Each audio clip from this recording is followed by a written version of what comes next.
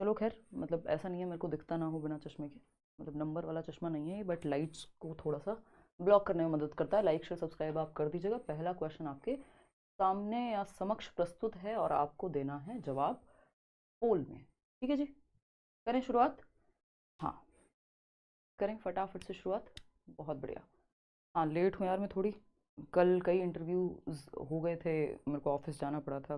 कुछ केवीएस के जो है सिलेक्टेड कैंडिडेट्स कह लीजिए, अपने लर्नर्स कह लीजिए, वो आए हुए थे। और जैसा कि आपको पता ही है, तबीयत थोड़ी डाउन है आजकल, तो आने जाने में थोड़ी एनर्जी ज़्यादा खर्च हो गई। फिर मेरी ये जो है एक डीएड की मैम थी, उनसे मिल ली मैं, तो थोड़ा सा भागम भाग हो गई, तो उस वजह से आज थोड़ा सा डाउन फील हो रहा है। बट बढ़िया लग रहा है, मतलब इतनी कोई दिक्कत नहीं है। बट हाँ, थोड़ा सेशन लेट है और आज बैच में भी क्लास आपकी नहीं हुई है, कल से हम कंटिन्यू करेंगे उसको भी। यार ये सब बातें चलती रहेंगी, है ना। थोड़ा बहुत अपडेट आपको मेरी ज़िंदगी का, मुझे आपको, ये होता रहना चाहिए टीचिंग में। चलिए आते हैं फर्स्ट क्वेश्चन पे, बातें छोड़ते हैं अब। फर्स्ट क्वेश्चन सॉल्व कीजिएगा और फिर हम समझेंगे कि कहानी है क्या पिक्चर्स के through. While planning lessons for young learners, यानी छोटे बच्चों के लिए जब आप लेसन्स प्लान कर रहे हो, चाहे आपकी लैंग्वेज 1 हो, लैंग्वेज 2 हो, पेपर 1 हो, पेपर 2 हो, सभी के लिए ये हेल्पफुल है क्योंकि सिलेबस एकदम सेम है। While planning lessons for young learners, the teacher decided to focus on the total physical response. Total physical response, TPR, Hindi में क्या कहते हैं इसको? संपूर्ण शारीरिक प्रतिक्रिया। बहुत महत्वपूर्ण है, लगातार पिछले 3 बार से क्वेश्चन हिंदी और इंग्लिश पेडागोजी दोनों में आ रहे हैं। ठीक है ना। Which one of the following should be used to include TPR in the class, यानी कि टोटल फिजिकल रिस्पॉन्स को इंक्लूड करने के लिए कौन सी एक चीज है to include TPR in the lesson. क्या करें हम कि टोटल फिजिकल रिस्पॉन्स को हम इंक्लूड कर पाए। ये एक मेथड है अपने आप में पढ़ाने का, ठीक है ना, लैंग्वेज में यूज होता है भाषा को पढ़ाने में। पहला ऑप्शन है must keep activities aside and instead ask questions and motivate them to respond. देखिए, जिस मेथड का नाम है टोटल फिजिकल रिस्पॉन्स, उसमें हम कह रहे हैं कि एक्टिविटीज को असाइड कर दो, यानी साइड कर दो, एक्टिविटीज को हटा दो और सिर्फ क्वेश्चंस पूछो, बच्चों को मोटिवेट करो। तो भाई ये काम नहीं चल पाएगा। क्यों? क्योंकि जिस मेथड का नाम ही टोटल फिजिकल रिस्पॉन्स है, यानी शारीरिक क्रिया करनी पड़ेगी मेथड में, उसमें हम कह रहे हैं कि एक्टिविटी को ही हटा दें, एक साइड कर दें, तो ये तो गलत है। बी ऑप्शन पे जाएंगे, must ensure to add some bodily activities in class. बिल्कुल नाम से ही, एज नेम सजेस्ट, के जो टोटल फिजिकल रिस्पॉन्स है वो हमारे बॉडीली रिस्पॉन्सेज के बारे में है ना, कि हम कैसे बॉडी से रिस्पॉन्स कर रहे हैं। कोई बात नहीं गरिमा, कल से लूंगी मैं क्लास, है ना, उतना बेहतर नहीं महसूस हो रहा था उस समय। Must ensure to add some bodily activities in class, यानी कि आपको ये पक्का करना चाहिए अगर आप इस मेथड को अप्लाई कर रहे हैं कि आपको बच्चों को एक्टिविटीज करानी है क्लास में। इसका उदाहरण अभी हम समझेंगे। सी ऑप्शन है choose activities that help them stay in their seats and work in pairs और ग्रुप्स, यानी सीट पर ही बैठकर उनको वहीं पे काम मिल जाए, ग्रुप में काम कर लें। ये बात अच्छी थी, बट सीट पर बैठने का मतलब है कि वो बच्चा फिजिकली एक्टिव नहीं है और ये मेथड में एक्टिव होना जरूरी है। Must add some listening activity in the class, again ये भी पैसिव हो जाएगा, बच्चों को हमें फिजिकल रिस्पॉन्स कराना है। एक पता नहीं, मेरे नाम भूल गई, कोई तो मतलब एक कविता है, ऐसी बहुत सारी कविताएं। अगर हम बात करें कि हम हाथों का, शरीर का, जेस्चर्स का प्रयोग करके छोटी क्लासेस के लिए हम एक्टिविटीज कराते हैं, है ना, एक हाथी बड़ा सा था, तो ये हाथों से मैं बताने की कोशिश कर रही हूँ। ऐसे ही बच्चे टोटल फिजिकल रिस्पॉन्स में करते हैं। मछली जल की रानी है तो मछली के एक्टिविटी करके दिखा रहे हैं बच्चे, टीचर भी कर रहा है और बच्चों को रिपीट करने को कह रहा है या रही है, तो वो सेम चीज करेंगे। इसका मतलब बच्चों को हमें इंश्योर करना है, पक्का करना है कि वो बॉडीली एक्टिविटीज करें क्लास में, तभी टोटल फिजिकल रिस्पॉन्स मेथड लागू हो पाएगा। अगर इसका उदाहरण देखें तो हम ये देख सकते हैं, आपने वो प्यासे कौए की जो कहानी है, ये हिंदी में भी सेम मेथड है, इंग्लिश में भी सेम मेथड है। दीक्षा धन्यवाद। तो अगर हम बात करें कि ये बच्चे जो हैं टीचर को एक्टिविटी कराई, अब देख रहे हो आप, ये सीट पे नहीं है बच्चे, ये फिजिकल एक्टिविटी कर रहे हैं क्लासरूम में, है ना, हवा चली, ऐसे हुआ, ये हुआ, तो शरीर के माध्यम से फिजिकल रिस्पॉन्स है। दूसरा, अगर हम एक कौवा प्यासा था की भी कहानी पढ़ रहे हैं, तो उसमें भी टीचर क्या कर रहे हैं, या बच्चे भी साथ साथ क्या कर रहे हैं, टीचर कह रही है कि जैसे जैसे मैं कर रही हूं एक्टिविटीज, वैसे वैसे आपको वो चीज रिपीट करनी है। मतलब कैसे कि भाई एक कौवा प्यासा था, उसने कहीं पे देखा, तो वो आप एक्टिंग कर रहे हो उस कौवे की पूरे अपनी बॉडी का इस्तेमाल करके। तो ऐसी बहुत सारी कविताएं हैं, है ना, कि चंदा मामा कभी छोटे हो जाते हैं, बड़े होते हैं, दुनिया भर के जो है आपकी स्टोरी टेलिंग में और आपका पोएम्स में ये मेथड यूज होता है। ठीक है ना, हिंदी और इंग्लिश दोनों में ही, यानी भाषा को सीखने में टोटल फिजिकल रिस्पॉन्स, जिसमें बच्चा एक्टिव होगा, एक्टिविटी फिजिकल रिस्पॉन्स करके दिखाएगा। अगर वो हाथी की बात कर रहा है तो हाथी अपने जेस्चर से दिखाएगा बना करके। क्वेश्चन नंबर 2 देखिएगा, ये क्या कहता है, which approach to grammar encourages the belief that learning a language is a matter of learning rules, यानी कि कौन सा एक मेथड है ग्रामर को सिखाने का जिसमें हम ये कहते हैं कि अगर आपको भाषा सीखनी है तो आप रूल्स को सीख लीजिए। यानी learning a language is a matter of learning rules, rules सीख करके ही आप भाषा सीख सकते हैं। अप्रोच टू ग्रामर, ग्रामर यानी व्याकरण को सिखाने की अप्रोच है। रूल्स तो व्याकरण में ही आते हैं ना अगर हम देखें तो अब आप सब आंख बंद करके ग्रामर ट्रांसलेशन लगा रहे हैं। एक नजर में मुझे भी लगा था कि हाँ यार ये, बट आप जब ध्यान से नहीं पढ़ते और पहला ही ऑप्शन आपको भटकाने के लिए दे दिया गया एग्जाम में, तो ये ऐसा ही लगेगा। लेकिन यहाँ पे लिखा क्या है, ये लास्ट वाली लाइन ध्यान से पढ़नी है। Learning a language is a matter of learning rules, approach to grammar, grammar सीख रहे हैं लेकिन किसके थ्रू, रूल्स के थ्रू, कॉन्टेक्स्ट के थ्रू नहीं। एक हम ग्रामर सीखते हैं लिटरली, है ना। मैम इंग्लिश में कौन सा नेगेटिव वर्ड है और कौन सा पॉजिटिव वर्ड है, प्लीज एक बार पढ़ा दीजिएगा। मैं ओवरऑल पढ़ा दूंगी, जो पेडागोजी में पॉजिटिव और नेगेटिव वर्ड्स होते हैं उस पर चर्चा कर लेंगे पेपर से पहले, ठीक है ना, जो भी आपका नाम है, ठीक है। चलिए खैर, अगर हम बात करें यहाँ पे तो हमें पता है एक तो ग्रामर को पढ़ाने का तरीका जो बेस्ट तरीका है वो है कॉन्टेक्स्ट में पढ़ाना। यानी आपको स्टोरी पढ़ा रहे हैं, उसी में आपने बता दिया कि ये जो राम की बात हो रही है तो ये राम क्या है, नाउन है, तो आपने संदर्भ में समझा दिया। ये बेस्ट तरीका है ग्रामर को सिखाने का कि आप कॉन्टेक्स्ट में बता दे रहे हैं, ना कि रूल्स रटवा रहे हैं। दूसरा तरीका है रूल्स के माध्यम से ग्रामर सिखाएं। तो यहाँ पे ग्रामर को एनकरेज कर रहे हैं, तो ग्रामर का मतलब ग्रामर ट्रांसलेशन नहीं होता, वो भाषा को सीखने की विधि है, ग्रामर को सीखने की विधि नहीं है ग्रामर ट्रांसलेशन। मतलब ग्रामर भी आ जाएगा इसमें, लेकिन ऐसा नहीं है कि सिर्फ ग्रामर सिखा रहे हैं हम, यहाँ पे रूल्स सिखा रहे हैं। ग्रामर ट्रांसलेशन मेथड में क्या होता है, जिसको हम व्याकरण क्या कहेंगे, ट्रांसलेशन को कुछ तो बोलते हैं, हाँ परिवर्तन कह लीजिए, जो भी कहते होंगे, तो इसको हम व्याकरण क्या है, ट्रांसलेट कर रहे हैं। आप एक बार मेरे को कमेंट करके बताओ, मैं रिकॉल नहीं कर पा रही हूं कि इसको हिंदी में क्या कहते हैं। खैर, ग्रामर ट्रांसलेशन की अगर हम बात करें तो ग्रामर ट्रांसलेशन जो है वो मदर टंग में ट्रांसलेट करके भाषा को सीखने पे जोर देता है। इसका मतलब सिर्फ ये नहीं आप रूल्स रट रहे हैं ग्रामर ट्रांसलेशन में। अनुवाद, बहुत बढ़िया। तो व्याकरण अनुवाद विधि, इसको ओल्डेस्ट मेथड भी कह देते हैं, ट्रेडिशनल मेथड भी कह देते हैं, पारंपरिक विधि, है ना। तो ये सब इसको कह देते हैं। हिंदी मीडियम वाले भी इसको जरूर देखें, क्योंकि हिंदी पेडागोजी और इंग्लिश में रत्ती भर का फर्क बचा नहीं है। यही क्वेश्चंस ट्रांसलेटेड मिलते हैं आपको हिंदी पेडागोजी में अब, है ना। तो चाहे समझ में कम आए, आपको लगे इंग्लिश मेरे पास है ही नहीं, मैंने तो चूज ही नहीं की, मैंने तो संस्कृत ले ली, कोई और भाषा ले ली, बट फिर भी इंग्लिश पेडागोजी के सेशन को देखिए, वैसे ही कम सेशन में लेने वाली हूँ इंग्लिश पेडागोजी के। ग्रामर ट्रांसलेशन की अगर मैं बात करूं तो ये मदर टंग में यानी मातृभाषा में आप कन्वर्ट कर देते हैं, कि जब आप पढ़ रहे हैं ट्विंकल ट्विंकल लिटिल स्टार तो उसको हिंदी में भी बता दे रहे हैं, है ना। तो यानी आप भाषा को मातृभाषा में कन्वर्ट करते हैं, जिस इसी वजह से हम इसको व्याकरण अनुवाद विधि कहते हैं, है ना, कि आप व्याकरण या भाषा को अनुवाद करके सीख रहे हैं। रूल्स ही सीखेंगे ये जरूरी नहीं है, लेकिन रूल्स के द्वारा सीखना किसी भी चीज को वो डिडक्टिव मेथड कहलाएगा, क्योंकि रूल टू एग्जाम्पल जाता है deductive method. Rule to example ये मैथमेटिक्स की पेडागोजी में भी आता है, ये आपका सीडीपी में भी पूछा जा सकता है, ये इंग्लिश पेडागोजी में भी, हिंदी पेडागोजी में भी, है ना। रूल टू एग्जाम्पल जाना यानी रूल्स के माध्यम से जब आप भाषा सीख रहे हैं या ग्रामर सीख रहे हैं, अगर मैं कहूं पर्टिकुलरली, तो ग्रामर में रूल्स ही होते हैं और रूल्स के माध्यम से सीख रहे हैं ग्रामर को, कॉन्टेक्स्ट के नहीं, संदर्भ से नहीं, है ना।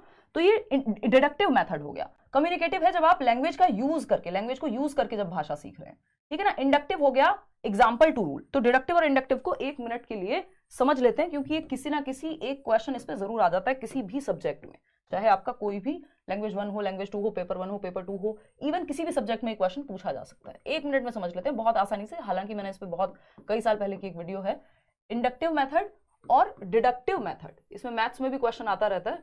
इंडक्टिव मेथड और डिडक्टिव मेथड, इंडक्टिव को हम आगमन विधि कहते हैं और डिडक्टिव को हम निगमन विधि कहते हैं। इतनी बात क्लियर है हमको।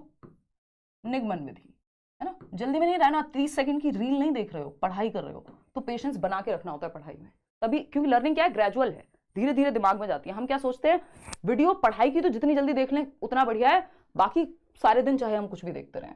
तो आगमन विधि की जब हम बात कर रहे हैं यहाँ पे, तो आगमन विधि यानी इंडक्टिव मेथड, जिसकी हम बात करते हैं कि एग्जाम्पल टू रूल जाती है, यानी उदाहरण से, एग्जाम्पल टू रूल, उदाहरण से नियम की ओर, उदाहरण से नियम की ओर। अभी किसी भी, ये लैंग्वेज को पढ़ाने में भी यूज हो सकती है और ये किसी भी सब्जेक्ट को पढ़ाने में इस्तेमाल किया जा सकता है, क्योंकि ये मेथड है, तो इससे आप कुछ भी पढ़ा लीजिए।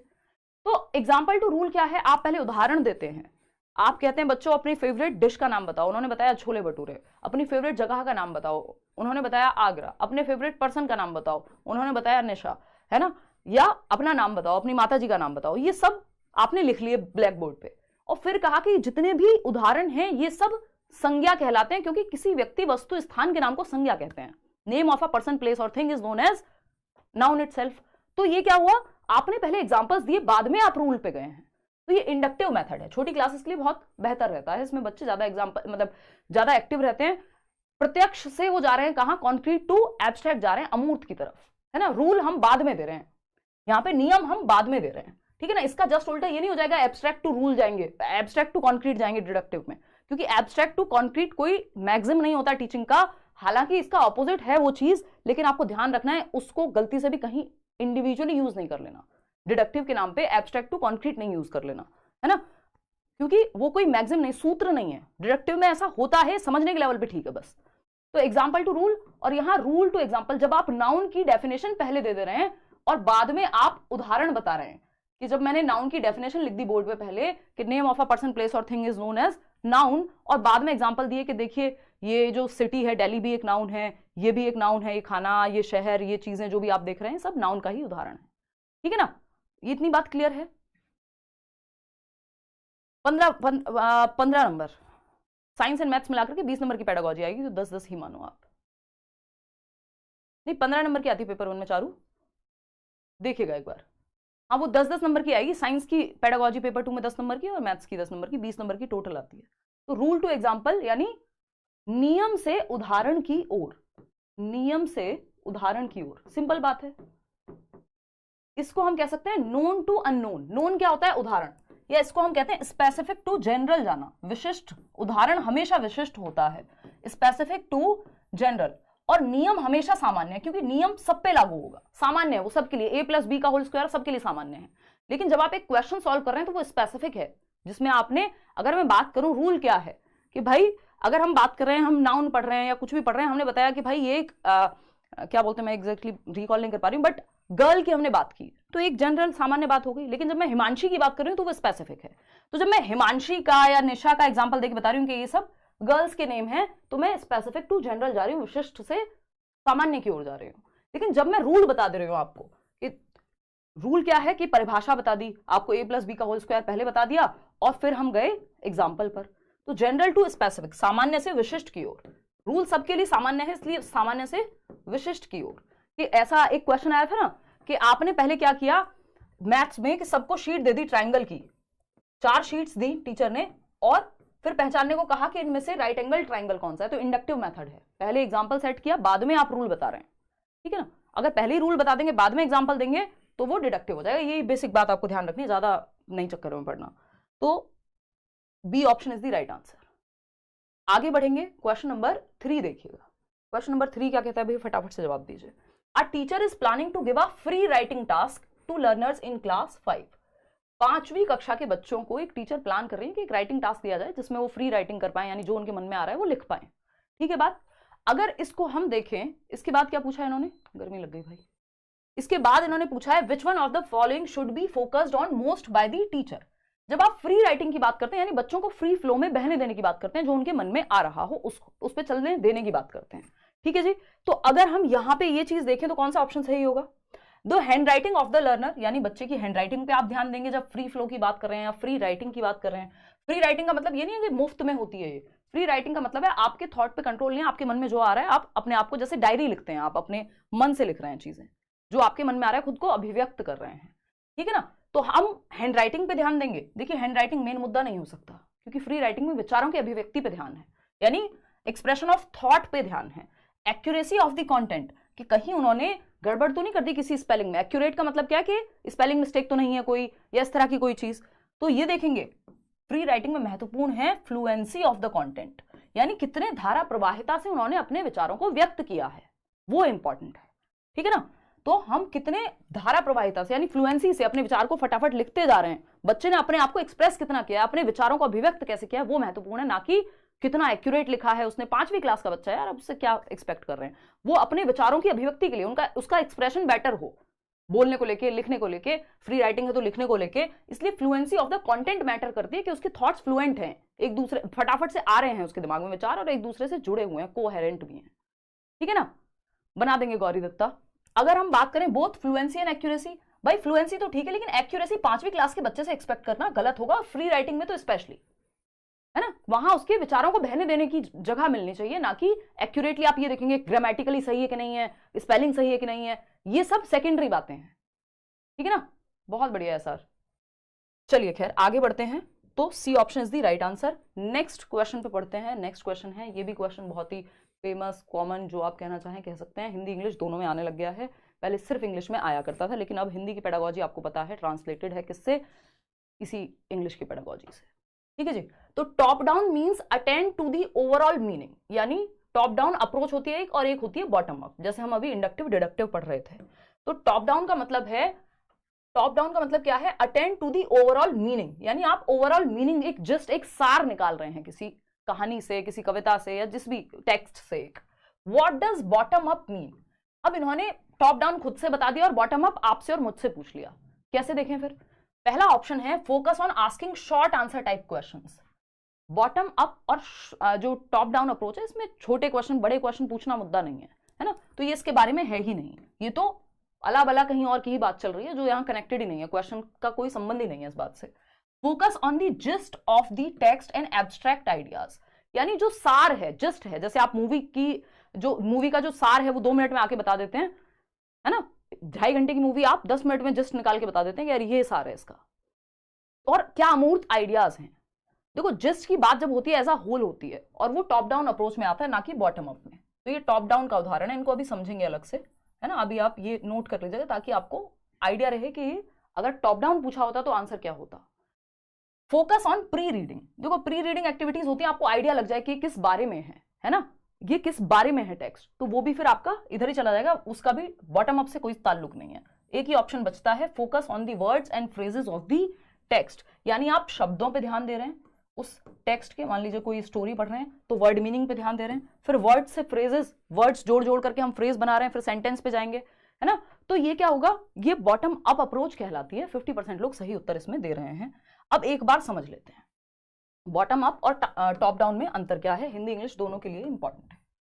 अगर हम बॉटम अप अप्रोच की बात करें, अगर हम इसको हिंदी में भी बॉटम अप ही लिख लीजिएगा, बॉटम अप अप्रोच की बात करें और यहां हम टॉप डाउन अप्रोच की बात करें, देखो जैसा कि as the name suggest, top down यानी टॉप से डाउन। टॉप क्या होगा, होल, कंप्लीट, कंप्लीट से आप पार्ट्स की तरफ जा रहे हैं। ये अभी अभी मैं लिख रही हूं, ऐसा कहीं आपको किताब में नहीं मिलेगा, कंप्लीट टू पार्ट्स, कि आप कंप्लीट से कहां जा रहे हैं, पार्ट्स की तरफ। और अगर बॉटम अप की बात करूं तो हिस्सों से, पार्ट्स से आप किधर जा रहे हैं, एक कंप्लीट टेक्स्ट की ओर या एक होल की ओर, जो उस एक कहानी का, कविता का सार है, उसकी तरफ। कैसे होती हैं चीजें समझते हैं एक बार। अगर हम बात करें यहां पर, तो जो बॉटम अप है उसमें सिंपल सी बात है, बॉटम अप का मतलब ये आपको वर्ड मीनिंग से आप शुरू करेंगे, बॉटम से अप। तो सबसे छोटा जो बॉटम क्या है किसी भी लैंग्वेज में, अक्षर है, जिसको हम लेटर कह देंगे, ABCD, वो सीखते हैं आप पहले, है ना। तो अगर मैं कहूं लेटर्स ABCD, ये सब ABCD हिंदी है तो, और ये सब जो आपकी वर्णमाला है पूरी, अगर हम बात करें यहाँ पे लेटर्स की, फिर लेटर्स से हम कहाँ जाएंगे, हम जाएंगे फोनीम, यानी ये लेटर मिलकर के क्या साउंड निकालते हैं, तो यानी वर्ड की तरफ चले गए हम, है ना, कि वर्ड सीखा हमने। फिर वर्ड से जब हम वर्ड सीख जाते हैं तो हम किधर जाएंगे, वर्ड, 2 वर्ड्स को मिला के एक फ्रेज कैसे बना रहे हैं, फिर फ्रेजेस से हम सेंटेंस कैसे क्रिएट कर पा रहे हैं, है ना, वाक्य पे जाएंगे। फिर वाक्य से हम पैराग्राफ पे जा रहे हैं, पैराग्राफ से आप स्टोरी पर जा रहे हैं। तो ये क्या हुआ, बॉटम से अप की ओर, यानी बिल्कुल निचले स्तर से ऊपर की तरफ आप जा रहे हैं। जो बिल्कुल छोटी इकाई थी एक तरह से भाषा की, जिसको हम अक्षर कह रहे हैं, वर्ण कह रहे हैं, जो भी है, तो उससे आप ऊपर की तरफ जा रहे हैं पूरी स्टोरी को समझने। तो लेटर से वर्ड, वर्ड से फ्रेज, फ्रेज से सेंटेंस, सेंटेंस से पैराग्राफ, पैराग्राफ से स्टोरी। ये क्या है, बॉटम अप अप्रोच है ना, बहुत महत्वपूर्ण है। स्टोरी कंप्लीट की तरफ आप चले गए। टॉप डाउन की वही मैं अगर बात करूं तो टॉप डाउन में हम कह सकते हैं कि टॉप डाउन का मतलब क्या है, यहाँ पे सिंपल कंप्लीट से शुरू करेंगे, यानी ये कंप्लीट होल है। होल का मतलब क्या है, एक स्टोरी है या एक पोएम है, वहां से शुरू किया, उसके किस पे गए आप, एक स्टोरी से पैराग्राफ पे गए, या जो भी उसमें उससे छोटी यूनिट होगी, उस पैराग्राफ से आप सेंटेंसेस पे गए, सेंटेंसेस को समझने में आपका फोकस है। फिर जब आपको सेंटेंस समझ आ रहा है, उसको आप फ्रेजेस में तोड़ रहे हैं, है ना, आपने फ्रेजेस को पकड़ा जो और छोटे होंगे सेंटेंसेस से। फिर उसके बाद आप वर्ड मीनिंग पे गए यानी वर्ड्स पे गए, उसके बाद आप लेटर्स पे जा रहे हैं जो सबसे छोटा है, ठीक है ना। तो ये टॉप डाउन मतलब एक कंप्लीट से आप नीचे की तरफ आ रहे हैं। भाषा को सीखने के दो तरीके हैं, एक तरह से दो अप्रोचेस हैं कि आप जब कंप्लीट लैंग्वेज से शुरू कर रहे हैं तो टॉप डाउन, टॉप से डाउन आ रहे हैं। डाउन किधर है, वर्ड से लेटर या फ्रेजेस से वर्ड्स, वर्ड से लेटर ABCD। और अगर हम बात करें बॉटम अप की तो बिल्कुल लेटर से जो निचली इकाई है वहां से शुरू करके आप ऊपर बढ़ते जा रहे हैं। ये बेसिक बात समझने में कोई दिक्कत दुख तकलीफ हो तो मुझे बता दीजिए, नहीं हो तो हम आगे बढ़ सकते हैं, बताइएगा एक बार। हाँ, जैसे सिलेबस की हम बात करते हैं तो हम यूनिट की बात करते हैं, यूनिट से भी फिर हम कहां जाते हैं, अलग अलग लेसन पे जाते हैं, लेसन से भी हम टॉपिक पे जाते हैं, तो वो क्या हो गया, वो हम बात कर रहे हैं टॉप डाउन की तरफ, ठीक है ना। और बॉटम अप क्या होगा कि आपने एक पार्ट से शुरू किया, फिर एक लेसन से आप गए यूनिट की तरफ, यूनिट से गए आप एक पूरे सिलेबस की तरफ, तो वो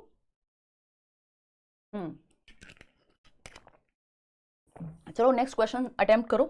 तो अगर जिस्ट की बात करेगा, एक पूरे स्टोरी के कंक्लूजन की बात करेगा, तो आपको पता है ये टॉप डाउन हो जाएगा। लेकिन अगर बात यहां पे वर्ड्स या फ्रेजेस की तरफ जाने की हो रही है या वर्ड मीनिंग जानने की हो रही है तो वो आपका बॉटम अप हो जाएगा। तो बॉटम अप पूछा था हमसे। क्वेश्चन नंबर 5 देखिएगा, इसको अच्छे से समझना, एक ही सेशन में बहुत सारे डाउट्स आपके क्लियर हो जाएंगे अगर इसी को अच्छे से अटेंड कर लिया तो, ठीक है जी। फटाफट से जवाब दो। आई अंडरस्टैंड मिस, चलिए जी धन्यवाद, फटाफट से बताइए जवाब। अच्छा धन्यवाद अंजलि, बहुत बढ़िया जी धन्यवाद। चलिए आगे बढ़े। क्या हुआ, निशा नींद में है, थैंक यू रुकैया। देखो भाई, अगर हम बात करें किसकी, which among these is the primary responsibility of the language teacher, यानी एक भाषा के शिक्षक की या शिक्षिका की मुख्य रिस्पॉन्सिबिलिटी, मुख्य जिम्मेदारी क्या है, प्राइमरी रिस्पॉन्सिबिलिटी क्या है। पहला ऑप्शन है इंस्ट्रक्टिंग दी लर्नर्स। देखिए पेडागोजी किसी सब्जेक्ट किसी भाषा की नहीं होती, पेडागोजी पेडागोजी होती है। इस तरह के क्वेश्चन सब जगह पे कॉमन है, कोई भी लैंग्वेज हो आपकी। तो अगर हम बात करें कि प्राइमरी रिस्पॉन्सिबिलिटी क्या है एक टीचर की, तो इंस्ट्रक्टिंग दी लर्नर्स, उनको बस उपदेश देना, जी नहीं। Identifying the learners communicative needs, बिल्कुल सही बात है कि बच्चे की संप्रेषणात्मक आवश्यकताएं क्या हैं, उसको अपनी बात कहने में तकलीफ कहां हो रही है, उसको वो समझे, तो हम ये कहेंगे ये प्राइमरी रिस्पॉन्सिबिलिटी है। चलो फिर भी बाकी ऑप्शन चेक कर लेते हैं, हो सकता है इससे बेहतर हो। Selecting suitable content for teaching, देखिए ये सब बाद की बातें, आपने बहुत सूटेबल कंटेंट सेलेक्ट कर लिया लेकिन आप बच्चे की नीड को ही नहीं समझ पाए तो वेस्ट है वो। Grouping learners into different classes, यानी अलग अलग क्लासेस में उसको अलग अलग ग्रुप्स में बांट दो, वो भी महत्वपूर्ण नहीं है। बच्चा कहाँ एक्टिव है, यहाँ एक्टिव है, बच्चे की कम्युनिकेटिव नीड्स को समझना कि उसको अपनी बात को एक्सप्रेस करने में या दूसरे की बात को समझने में तकलीफ कहाँ हो रही है, ठीक है ना, वो आपकी प्राइमरी रिस्पॉन्सिबिलिटी है। बाकी सारी चीजें सेकेंडरी हैं। ऐसा नहीं कि बाकी काम आप नहीं करेंगे, इंस्ट्रक्ट भी करेंगे, बाकी सब कुछ करेंगे, लेकिन जरूरी क्या है, बच्चे को समझना। क्वेश्चन नंबर 6 कहता है a young child picks up a book, एक छोटा बच्चा है जो एक किताब को उठा लेता है। किताब मेरे पास यहाँ अभी मौजूद नहीं है बट मान लेते हैं ये किताब है। किताब को उठा लेता है एक छोटा बच्चा। Holds it right side up, यानी उसने उसको सीधे किया, देखा, देख रहा है, ठीक है। एंड टर्न्स द पेजेस, अब वो पेजेस पलट रहा है, समझ आ रहा है कुछ नहीं आ रहा है उसको भी नहीं पता। दीज एक्टिविटीज डिमॉन्स्ट्रेट, ये एक्टिविटीज क्या प्रदर्शित करती हैं, बताइए फटाफट से। तो पहला ऑप्शन है एमरजेंट सॉल्यूशन स्किल्स, यानी सॉल्यूशन निकाल रहा है वो कुछ, बट उसको तो हो सकता है इतना छोटा बच्चा है कि बुक उठा करके चेक कर रहा है बस इसमें क्या हो सकता है, क्या है, क्यूरियोसिटी से, जिज्ञासा से, कोई सॉल्यूशन निकालने के लिए तो नहीं कर रहा है, ये लिखा तो नहीं है ऐसा कुछ नहीं। वैसे ये सिंपल आंसर इसका एमरजेंट लिटरेसी स्किल्स होता है, यानी इसको हिंदी में भी कुछ तो कहते हैं और ये आया हुआ है इस बार क्वेश्चन। एमरजेंट लिटरेसी स्किल्स का मतलब होता है कि एमर्जिंग, अभी सीख रहा है, अब इसको भाषा आती नहीं है, हो सकता है उसको बुक देख करके कुछ समझ में भी ना आए अक्षर एक भी, लेकिन जिसको हम कहते हैं भाई काला अक्षर भैंस बराबर, मतलब पता ही नहीं है, लेकिन वो उठा करके देख रहा है, देखेगा इसमें क्या चित्र है, अच्छा इसका मतलब क्या हो सकता है, मतलब वो अपने दिमाग में अभी हो सकता है उसको पढ़ना भी नहीं आता, लेकिन अभी एमर्जिंग है, यानी वो पढ़ने की तरफ, लिटरेसी की तरफ, साक्षरता की तरफ जा रहा है, इंटरेस्ट दिखा रहा है, तो वो उठा के किताब देखेगा, कुछ भी पकड़ के चला देगा, पढ़ ऐसे पेज पलटता मिलेगा आपको, उसको कुछ समझ आ रहा है नहीं आ रहा। छोटे बच्चों को हम दे देते हैं ना किताबें, तो ये कहते तो हैं कि जन्म से शुरू हो जाती है बट 4 साल तक तो बड़ी एक्टिव रहती है ये वाली स्टेज। एमरजेंट करिकुलम प्रॉपर्टीज ये सब हमारे काम की यहाँ नहीं है। चलिए एमर्जिंग का मतलब ये है कि वो चीज डेवलप हो रही है अभी। क्वेश्चन नंबर 7 देखिएगा, क्वेश्चन नंबर 7 देखिएगा, फिर हम आगे बढ़ेंगे। आपकी वजह से मैम आज मैं एक टीचर हूँ, क्या नाम है जी आपका, एक तो हमें ना कमेंट पढ़ने में इतनी दिक्कत होती है। रूबल कह रहे हैं, बहुत बढ़िया रूबल। और आप सभी को बधाई, जो भी लोग चाहे वो बिहार में सेलेक्ट हुए हों, केंद्रीय विद्यालय में सेलेक्ट हुए हों, या अलग अलग जगह पे पहले ही सेलेक्टेड हैं, है ना। ये बहुत ही खुशी की और प्राउड गर्व की बात है कि शायद ही देश भर में कोई जगह ऐसी होगी जहाँ टीचर्स हों और अपने यहाँ से जो लर्नर्स थोड़े सीखे हैं या हम सब ने जो मिलकर के साथ में सीखा है वो वहाँ ना हो। तो शायद ही ऐसा कोई स्कूल होगा। बहुत ही खुशी की बात है। देखिएगा एक बार, read the following statements and choose the correct option. क्या है भाई? असर्शन और रीजन। ये आपका फेवरेट टाइप है, कथन और इसका कारण, है ना। पहले आपको कथन को चेक करना है, फिर कारण को चेक करना है, फिर दोनों को चेक करना है कि क्या ये एक दूसरे के लिए सही है या नहीं। ये आपका, ये क्या है, ये 3 स्टेप होते हैं। पहले स्टेटमेंट चेक करेंगे, फिर रीजन चेक करेंगे, फिर दोनों को चेक करेंगे एक साथ जा रहे हैं या नहीं। असर्शन क्या है? Learners acquire languages since they are genetically predisposed to do so and the environment does not play any role in it. मतलब जो लर्नर्स हैं उनमें एक जेनेटिक क्षमता होती है, हेरिडिटी से उन्हें क्षमता मिलती है कि वो लैंग्वेज को सीख सकते हैं। एनवायरमेंट का कोई रोल ही नहीं है भाषा को सीखने में। जबकि आपको और मुझे, हम दोनों को पता है कि भैया एनवायरमेंट का, वातावरण का लैंग्वेज को सीखने में बहुत ज्यादा महत्वपूर्ण रोल है, अहम रोल है। इवन जो कहते हैं कि जिनको हम कह रहे हैं कि जिन्होंने हेरिडिटी पे या जेनेटिक्स पे फोकस किया, जैसे बाबा नोम चॉम्स्की, मतलब लिटरली बाबा नहीं है वो, बट नोम चॉम्स्की की जब हम बात करते हैं तो नोम चॉम्स्की ये कह रहे हैं कि जेनेटिक एबिलिटी है भाषा सीखने की, लेकिन एब्जॉर्ब तो वो एनवायरमेंट से करेगा भाषा, है ना। वो भाषा को एक्वायर करने के लिए एनवायरमेंट तो चाहिए, और ये कह रहे हैं एनवायरमेंट का कोई रोल नहीं है। तो ऐसा कहना तो बिल्कुल व्यर्थ की बात होगी। क्यों? क्योंकि लैंग्वेज एक वैक्यूम में डेवलप नहीं होती। वैक्यूम समझ रहे हैं? बिल्कुल खाली एक कमरे में आपने बंद कर दिया, बचपन से बच्चे को कोई मौका ही नहीं दिया भाषा सीखने का, तो वो मोगली बन जाएगा। अगर जंगल में है तो उनकी भाषा सीख जाएगा। एनवायरमेंट से भाषा आती है, एनवायरमेंट का बहुत बड़ा रोल रहता है। जेनेटिक एबिलिटी होती है लेकिन एनवायरमेंट के बिना नहीं हो पाएगा। तो ये बात तो कहना बिल्कुल गलत है कि does not play any role in it. तो ये बात फॉल्स हो गई। ए जो है अपनी उम्मीदों पे खरा नहीं उतरा, तो फॉल्स हो गया। रीजन क्या दिया है इसका? The learner centred classroom environment has a great impact on language acquisition. यानी जो चाइल्ड सेंटर्ड क्लासरूम है, जहां बच्चों को केंद्र में रखा जाता है, उनकी एक्टिविटीज, उनकी नीड्स को समझा जाता है, वो एक ग्रेट इंपैक्ट छोड़ता है बच्चों के सीखने पे, वहां लर्निंग अच्छी होती है। ये बात सही है। तो A is false, R is true. अब दोनों को एक दूसरे के लिए चेक करने की जरूरत ही नहीं है, क्योंकि पहली बात तो वैसे ही गलत है। तो A is false but R is true. 70% लोग सही उत्तर इसका दे पा रहे हैं। सिंपल बात भाई, ए गलत है, आर सही है, बात खत्म। एक दूसरे के लिए सही है नहीं सही, तीसरी शर्त हमें देखनी नहीं है, क्योंकि पहले ही 2 पे पता लग गया। क्वेश्चन नंबर 8 देखिएगा, a way to teach reading that emphasizes understanding the meaning of words from the context in which they appear is। यानी एक अप्रोच है सिखाने की जो किस चीज पे फोकस करती है? मीनिंग को अंडरस्टैंड करने पे, मीनिंग को समझने पे, शब्दों के अर्थ को समझने पे, मीनिंग ऑफ वर्ड्स को समझने पे। किसमें? From the context in which they appear.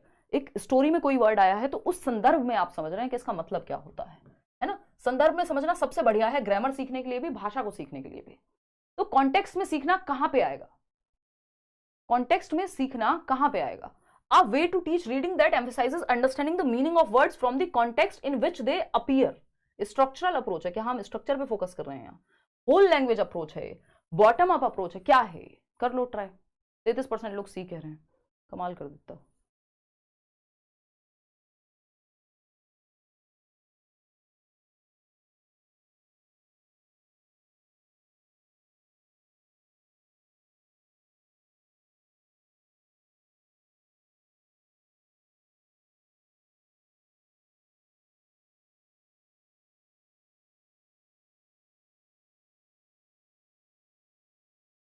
देखिएगा एक बार, जो ये लोग सी पे आपका इतना फोकस है, यही हम बात कर रहे थे कि 33% लोग सी कह रहे हैं, अब बी पे आ गए। और चेंज कर लो, और 10 मिनट रुक जाते हैं, खेलते रहो। अभी चारों के बाद 5वां ऑप्शन भी सिलेक्ट कर लोगे। देखते हैं एक बार। देखो एक बार क्वेश्चन पढ़ते हैं दोबारा से, है ना। क्वेश्चन पढ़ते हैं दोबारा से। अगर हम बात करें स्ट्रक्चरल अप्रोच में, आप भाषा के स्ट्रक्चर पे, संरचना पे फोकस करते हैं कि कैसे बना हुआ है, कहाँ फोनीम, कौन सी वर्ब, कौन सा क्या सेंटेंस, ये सब।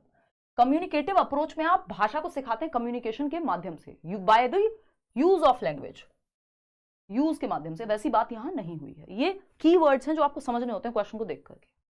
बॉटम अप अप्रोच, अब ये थोड़ा सा देखते हैं इसको। अ वे टू टीच रीडिंग, आप रीडिंग पढ़ा रहे हैं, that emphasises understanding the meaning of words from the context. ऐसा नहीं हो रहा कि आप वर्ड सिखा रहे हैं फिर आप उसके बाद सेंटेंस, ऐसी कोई बात ही नहीं की उन्होंने कहा कॉन्टेक्स्ट में समझ जाओ। इसका मतलब होल लैंग्वेज अप्रोच को हम यहाँ फॉलो कर रहे हैं कि एज अ होल आप स्टोरी को समझ रहे हैं, हर बार आप वर्ड मीनिंग या डिक्शनरी नहीं खोल के बैठ जा रहे हैं। जब आप एक कहानी पढ़ रहे हैं तो आप कॉन्टेक्स्ट में समझ ले रहे हैं कि यार इसका मतलब शायद ये होता होगा। जैसे हम इंग्लिश मूवीज देखते हैं शुरुआत में तो हमें सारे शब्द समझ में नहीं आते, लेकिन हम मीनिंग समझ जाते हैं। क्यों? क्योंकि हमें संदर्भ में लगता है कि कोई किसी को मार रहा है या गुस्से में कोई बात कही है तो आई लव यू थोड़ी बोल रहा होगा, है ना, कुछ तो खतरनाक होगा, लड़ाई होने वाली, आप सेंस कर जाएंगे, बेशक आपको वो लैंग्वेज समझ ना आ रही हो। तो इसका मतलब क्या हुआ, आप संदर्भ में समझ जाते हैं। तो होल लैंग्वेज जैसे स्टोरी टेलिंग है, वो अपने आप में होल लैंग्वेज को सपोर्ट करती है कि आप भाषा के हाव भाव से, संदर्भ से, किस संदर्भ में वो बात हो रही है उससे समझ जाते हैं। तो बॉटम अप यहाँ पे जब वर्ड से मीनिंग वो दिखाना पड़ेगा एक प्रॉपर के एक स्टेप से दूसरे स्टेप जा रहे हैं, तब आप बॉटम अप की तरफ जाएंगे, ठीक है ना। तो D option is the right answer. Question number 9 देखिएगा, the ability to think and talk about language is, यानी किस चीज की क्षमता, सोचने की क्षमता, एंड टॉक अबाउट लैंग्वेज, किसके बारे में बात करने की क्षमता, भाषा के बारे में बात करने की क्षमता। यानी भाषा के बारे में सोचने की क्षमता और भाषा के बारे में बात करने की क्षमता क्या कहलाती है। ये सिंपल आपका रटने वाला कह लीजिए इसको, हालांकि मैं इस शब्द को बहुत अवॉइड करती हूं, बट क्योंकि आप कॉम्पिटेटिव एग्जाम की तैयारी कर रहे हैं तो ये एक तरह से इसको रिकॉल बेस्ड कह लीजिए आप, हम इसको कहेंगे ये फैक्ट जैसा है ना, ये डिफाइंड है, ये वैसा है कि जिसका मतलब 1+1 2 ही होगा। इसमें हम इसमें बहुत ज्यादा अपना वो नहीं लगा सकते कि अपनी मर्जी से हम इसका जवाब दे दें या कॉन्टेक्स्ट में समझ लें इसको बहुत ज्यादा। देखते हैं, the ability to think and talk about languages, simple definition है ये किसकी, मेटालिंग्विस्टिक एबिलिटी की, मेटालिंग्विस्टिक एबिलिटी की, जो 49% लोग जवाब दे भी रहे हैं। फोनोलॉजिकल अवेयरनेस इसी का पार्ट है, मेटालिंग्विस्टिक अवेयरनेस का ही ना। प्रोफिशिएंसी होती है आप कितने पारंगत बन गए, कितने प्रोफिशिएंट हैं भाषा के इस्तेमाल में, चाहे वो लिखने में हो, पढ़ने में हो, बोलने में हो। फोनोलॉजिकल अवेयरनेस है प्रोनाउंसिएशन से रिलेटेड, उच्चारण से संबंधित, ठीक है ना। एमर्जेंट लिटरेसी आपको पता ही है, जब आपको पढ़ना भी नहीं आता एक्चुअल में, बट आप किताबें पलट रहे हैं, देख रहे हैं, उसमें अंदाजा लगा रहे हैं, छोटे बच्चे के लिए काम करती है वो चीज। The ability to think and talk about languages metalinguistic ability कहलाती है। मेटालिंग्विस्टिक या क्या बोलते हैं उसको, मेटाकॉग्निशन, मेटाकॉग्निशन का ही पार्ट है। मेटाकॉग्निशन अब आपके पेपर में हर साल में पूछा जाने लगा है, मैंने फ्री नोट्स में भी दिया हुआ है आपको। मेटाकॉग्निशन क्या है, परासंज्ञान बोलते हैं, यानी मेटा का मतलब होता है बियॉन्ड और कॉग्निशन का मतलब होता है संज्ञान, तो दिमाग के परे या थिंकिंग के परे, है ना। मेटाकॉग्निशन के अंदर ये चीज आती है, मेटाकॉग्निशन। जब हम मेटाकॉग्निशन की बात कर रहे हैं यानी परासंज्ञान, ये सीडीपी में भी आता है, परासंज्ञान यानी संज्ञान के परे, आपके दिमाग, आपके थॉट के परे, थिंकिंग के भी परे, है ना। मेटा का मतलब ये है बियॉन्ड और कॉग्निशन का मतलब यहां थॉट से है या थिंकिंग से है, तो बियॉन्ड थिंकिंग, ठीक है। यानी thinking about thinking is known as metacognition. Beyond thinking क्या है कि आप थिंकिंग के भी पीछे जाकर के आप थिंकिंग पे ही सोच रहे हैं। Thinking about thinking, awareness of awareness, thinking about thinking. क्या है थिंकिंग अबाउट थिंकिंग, कि आपने कोई शब्द बोला और आप सोच रहे हैं यार ये शायद मैंने गलत बोल दिया, तो आप रिफ्लेक्ट कर रहे हैं, उसको मॉनिटर कर रहे हैं और फिर से उस पर सोच करके, मान लीजिए आप फेल हो गए पेपर में, तो आपने स्ट्रेटेजी बनाई कि मैंने पिछली बार कौन सी गलतियां की थी, आप सोच रहे हैं, सारी चीजों को एनालाइज कर रहे हैं, रिफ्लेक्ट कर रहे हैं, रिव्यू कर रहे हैं, फिर एक नया प्लान बना रहे हैं। ये सारी प्रक्रिया मेटाकॉग्निशन में आती है कि आप अपनी थिंकिंग पे, अपनी गलतियों पे भी आप सोच रहे हैं। अब इस मेटाकॉग्निशन के अंदर ही आती है एक मेटालिंग्विस्टिक अवेयरनेस। इसको देख लेते हैं एक बार, चार्ट से भी समझ लेंगे। अगर हम बात करें यहाँ पर, ये एक बेसिक सा चार्ट है क्योंकि इतना आपको पता होना चाहिए। एक बार को क्वेश्चन ये भी बन सकता है, अगर आपसे मजे ही लेने हो, एग्जामिनर को थोड़ा सा मुश्किल बनाना हो, तो कहा जा सकता है कि मेटाकॉग्निशन यानी परासंज्ञान, इसके अंदर एक चीज क्या है, मेटालिंग्विस्टिक्स। इसमें और भी बहुत सारी चीजें, meta memory, meta learning, meta attention, meta social cognition, इन सब पे हम नहीं जाएंगे, है ना। लेकिन हम मेटाकॉग्निशन के अंदर क्या चीज है, एक मेटालिंग्विस्टिक मेटाकॉग्निशन से जुड़ा हुआ है। मेटालिंग्विस्टिक्स यानी पराभाषात्मक या भाषा, जो भी आप कहना चाहें इसको हिंदी में। इसके अंदर मेटालिंग्विस्टिक्स के अंदर क्या होता है, फोनोलॉजिकल अवेयरनेस आपकी आ जाएगी। सिमेंटिक, सिमेंटिक क्या होता है, मीनिंग सही निकल रहा है या नहीं निकल रहा बात का। जैसे हम भारत में ज्यादातर लोग क्या कह देते हैं कि भाई वो फलाने एक्सपायर हो गए उनके दादाजी, तो व्यक्ति थोड़ी एक्सपायर होता है, दवाइयां एक्सपायर होती हैं, चीजें एक्सपायर होती हैं, दूध जो आजकल आता है पैकेट में वो एक्सपायर होता है। इंसान की थोड़ी एक्सपायरी डेट आती है कि 25 दिसंबर को निकल जाना था उनको, है ना। तो ये क्या है, सिमेंटिक गलती है कि हम मीनिंग या सेंस, मतलब सेंस गलत बन रहा है वहां पे, उसका मीनिंग, वो वर्ड वहां यूज होना ही नहीं चाहिए था। सिंटैक्टिक क्या है, रूल्स में गड़बड़ है कि आपने जहां पे फर्स्ट फॉर्म लगनी थी वहां सेकंड फॉर्म लगा दी, या इस तरह की चीजें, ग्रामेटिकल मिस्टेक्स। प्रैग्मेटिक होता है, इस पे भी क्वेश्चन, इन चारों पे क्वेश्चन आते हैं आपके हर बार। प्रैग्मेटिक होता है कि आप लैंग्वेज को यूज कैसे कर रहे हैं, आपको पता है जब मैं निशा से बात कर रही हूं तो मैं कैसे बात करूंगी, अपनी मदर से बात करूंगी तो कैसे बात करूंगी, किसी प्रोफेसर से बात करूंगी तो कैसे बात करूंगी, किसी और से बात करूंगी तो कैसे बात करूंगी, है ना, समझ रहे हो ना। तो ये क्या हुआ, ये प्रैग्मेटिक अंडरस्टैंडिंग है, लैंग्वेज को प्रैग्मेटिकली प्रैक्टिकली यूज करने से संबंधित है कि आप किसके सामने कैसी बात करते हैं। जो जिस तरह से जो टोन आपके अपने दोस्तों में होती है वैसी घर पे नहीं होती, जैसे घर पे होती है वैसे स्कूल में नहीं होती, जहां आपका वर्क प्लेस है वहां पे आप डिफरेंट होते हैं। तो यही है प्रैग्मेटिक अप्रोच। सिंटैक्टिक है रूल से संबंधित, सिमेंटिक है आपका मीनिंग या सेंस से संबंधित। वो जो एक्सपायरी वाला एग्जांपल दिया। फोनोलॉजिकल है कि आप प्रोनाउंसिएशन पे ही फोकस्ड हैं या साउंड पे, लैंग्वेज की किन शब्दों से मिलकर कौन सी साउंड बनती है, किस शब्द को कैसे प्रोनाउंस करते हैं, है ना। तो ये मेटा लिंग्विस्टिक्स में आएगा। और मेटा लिंग्विस्टिक्स किस में आते हैं? मेटा कॉग्निशन में। तो अगर पूछ ले आपसे कि मेटा लिंग्विस्टिक्स के अंदर कौन से पार्ट्स हैं, तो आपको पता होना चाहिए फोनोलॉजिकल, सिमेंटिक, सिंटैक्टिक और प्रैग्मेटिक। ये चारों आपको पहले से पता है, या मैं मैराथन में भी बता दूंगी, लेकिन बस आपको ये आइडिया होना चाहिए कि मेटा लिंग्विस्टिक्स के अंदर आते हैं और मेटा लिंग्विस्टिक मेटा कॉग्निशन के अंदर आएगा, या रिलेटेड है उससे। क्वेश्चन नंबर 10 पे आ जाते हैं इसी बात पे। क्वेश्चन नंबर 10 का जवाब दीजिए पोल में फटाफट से। थोड़ा सा हम स्लो चल रहे हैं, स्पीड बढ़ाते हैं। खैर मेरा फोकस इस बात पे है कि ये 30 क्वेश्चन से आपका अच्छा एक प्रिपरेशन हो जाए। पता नहीं इंग्लिश पेडागोजी का दोबारा मौका मिलेगा नहीं मिलेगा, बट हाँ मेरा ये है कि मैं एटलीस्ट एक मैराथन सेशन तो जरूर लूँ, ठीक है ना। हाँ सीडीपी में भी कराया था ना रवि, बिल्कुल। क्वेश्चन नंबर 10 देखिएगा। A mother asked the teacher of class second, दूसरी क्लास के क्लास टीचर से या टीचर से एक माताजी ने पूछा how it was possible for her child to sometimes say things that she had never heard any adults और सिबलिंग्स से, हाउ इज इट पॉसिबल। यानी एक दूसरी क्लास का बच्चा है या बच्ची है, उसकी माताजी स्कूल में गई, उसकी टीचर से बात कर रही हैं, पेरेंट टीचर मीटिंग में मान लीजिए, और उनको कह रही हैं कि टीचर जी आप ये बताइए कि जो मेरी बच्ची है वो ऐसे ऐसे शब्द बोल लेती है, ना तो हमारे आस पड़ोस में कोई बोलता है, ना तो उसने उन शब्दों को सुना है कहीं, है ना उसके भाई बहन बोलते हैं वो शब्द, पता नहीं कहां से बोलती है, ये पॉसिबल कैसे है।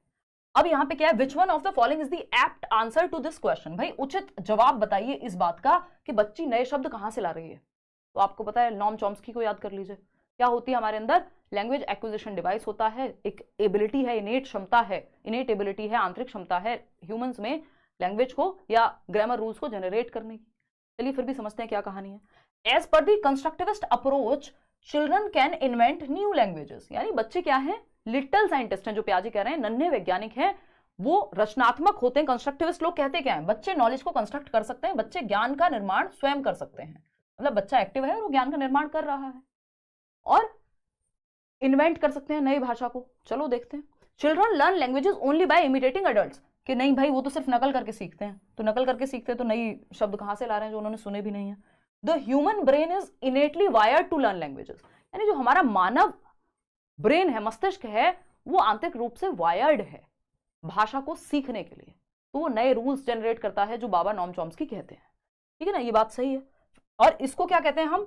इसको कंस्ट्रक्टिविस्ट ना कह के इनेटिस्ट थियोरी कहते हैं, जो नॉम चॉम्स्की वाली थियोरी है।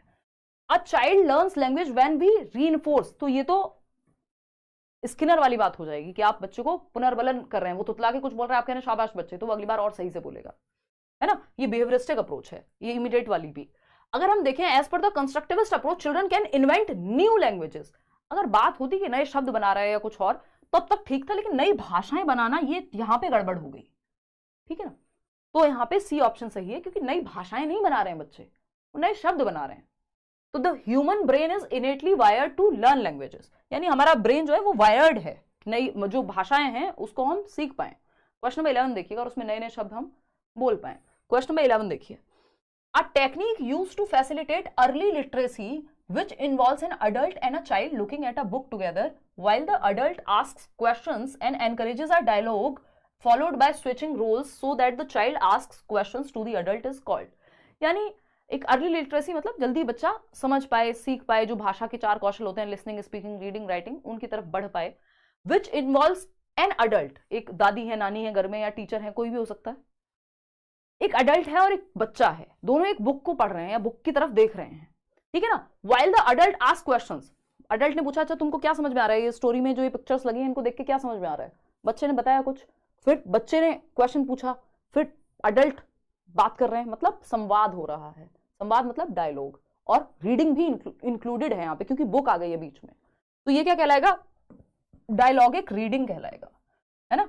डायलॉगिक रीडिंग या डायलॉजिक, लॉजिक तो नहीं बनना चाहिए, डायलॉगिक रीडिंग ही कहेंगे इसको, प्रोनाउंसिएशन जो है। स्टोरी टेलिंग सिर्फ तब होती है जब बीच में किताब की बात ही ना हुई होती, तो ये स्टोरी टेलिंग बन जाता है यहाँ पे। यार उधर नहीं जाएंगे हम, क्योंकि आपका भरोसा नहीं है, अगली बार क्वेश्चन कुछ और पूछेगा, आप सोच रहे अच्छा किताब नहीं है, चलो स्टोरी टेलिंग लगा देते हैं।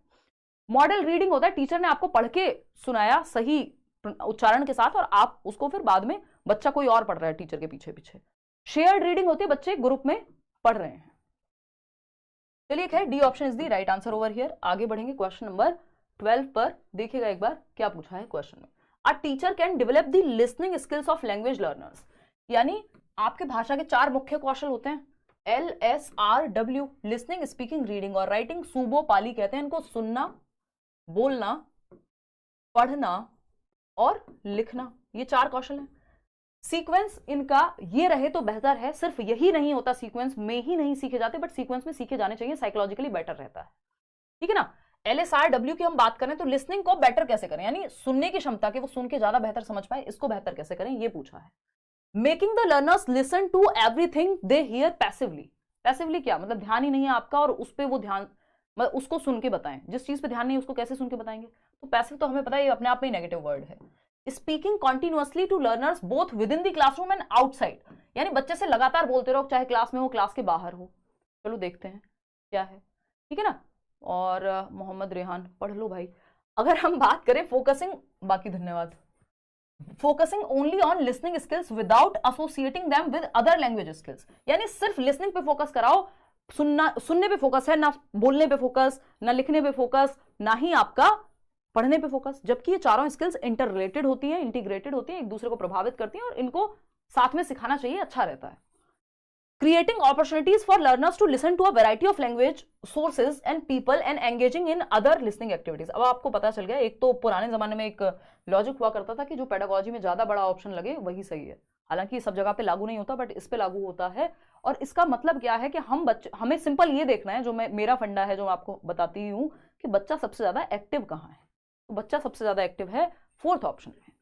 Speaking continuously to learners both within the classroom and outside classroom. तो ये थोड़ा बहुत लॉजिकल साउंड नहीं कर रहा कि आप मतलब बच्चों को क्या पागल कर देंगे बोल बोल के, क्लास में भी क्लास के बाहर भी, जब इससे बेहतर ऑप्शन हमारे पास है कि आप अवसर क्रिएट कर रहे हैं। Creating opportunities for learners to listen to a variety of language sources, languages नहीं लैंग्वेज सोर्सेज, कि वो रेडियो पे भी सुन रहे हैं, यानी FM भी सुन रहे हैं, वो टीवी में भी सुन रहे हैं, जब वो कोई मूवी देख रहे हैं तो वो सुन भी तो रहे हैं, माँ बाप को बात करते हुए सुन रहे हैं, स्कूल में कोई ड्रामा या प्ले हो रहा है तो वो भी सुन रहे हैं, वो टीचर को भी सुन रहे हैं, तो वेरियस सोर्सेज से, यूट्यूब से भी सुन रहे हैं, कहीं और से भी सुन रहे हैं, तो ये वेरियस सोर्सेज से बच्चे सुन रहे हैं और एंगेज कर रहे हैं लोगों के साथ जहां पे लिसनिंग एक्टिविटीज हो रही है, 4 लोगों को सुन भी रहे हैं, तो ये ज्यादा बेहतर है, बच्चा यहाँ ज्यादा एक्टिव है तो ज्यादा बेहतर सीख पाएगा आपकी लिसनिंग स्किल को। क्वेश्चन नंबर 13 देखिएगा। अच्छा हमें ये पता है, 1 मिनट रुकना, पोल मत देना, ये चीज मैं एक और बार यहीं पे बता देती हूँ, अगर आपने पुरानी मैराथन देखी होंगी तो मैंने बताया है। LSRW की अगर मैं बात करूं, आपको पता है लिसनिंग यानी सुनना।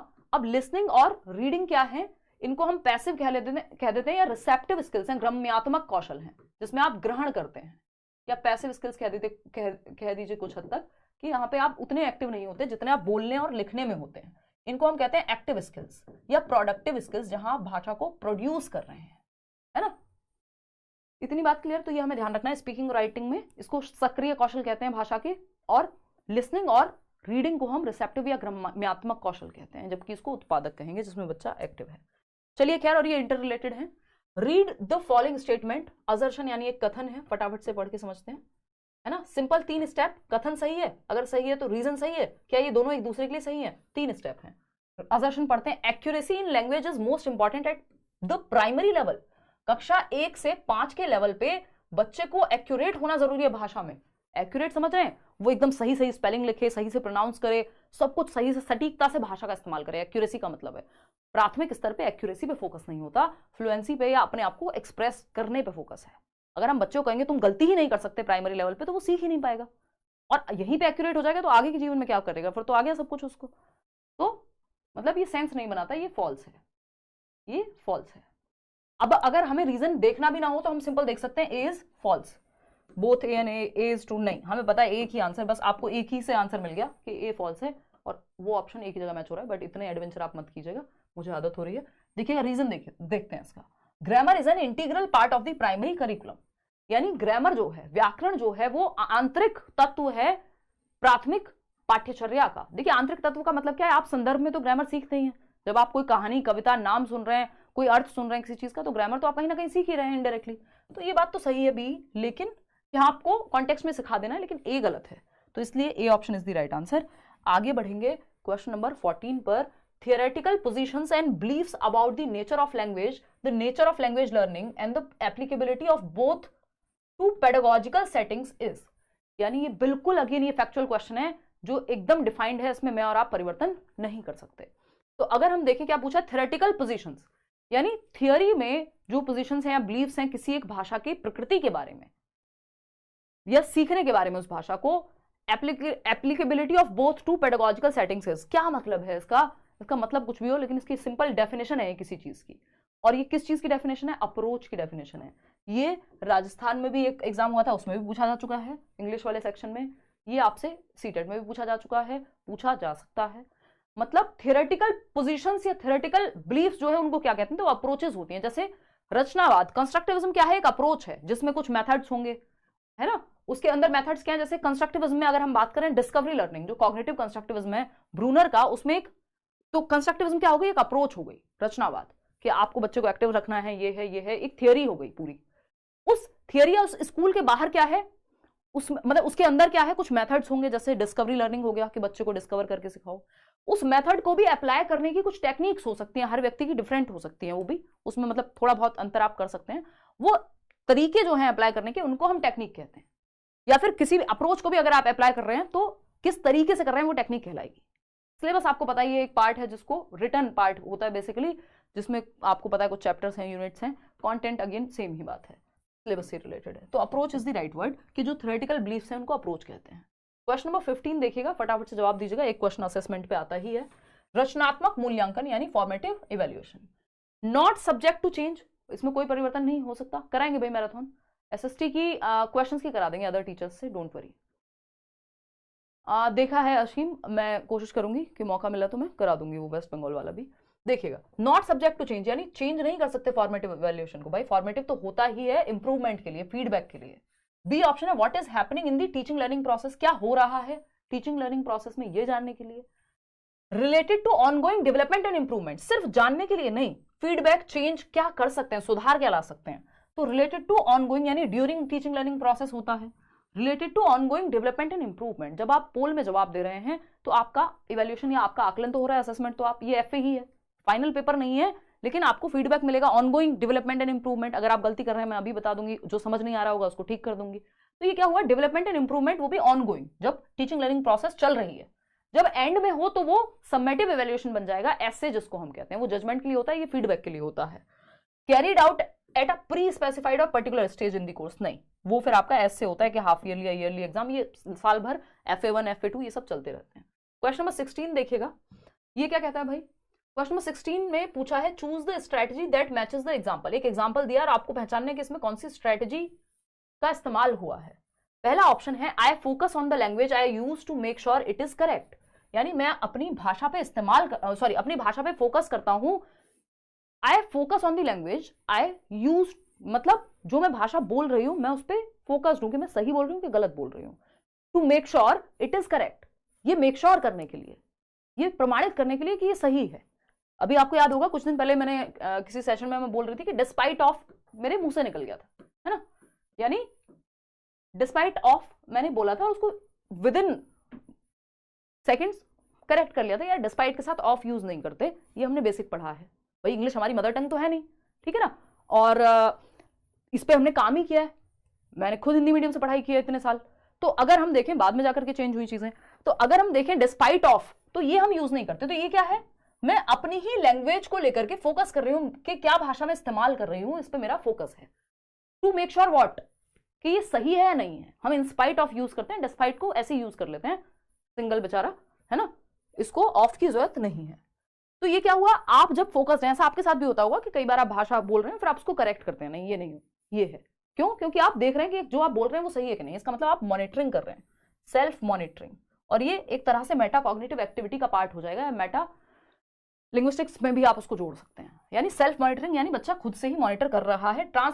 लैंग्वेजिंग होता है जब आप एक भाषा से दूसरी भाषा का या मल्टीपल लैंग्वेजेस का क्लासरूम में यूज हो रहा हो, ये मल्टीलिंगुअलिज्म में या बाइलिंगुअलिज्म में यूज होता है। मेमोराइजिंग तो सीधा रटता है, रिवाइजिंग आपको पता ही है जब आप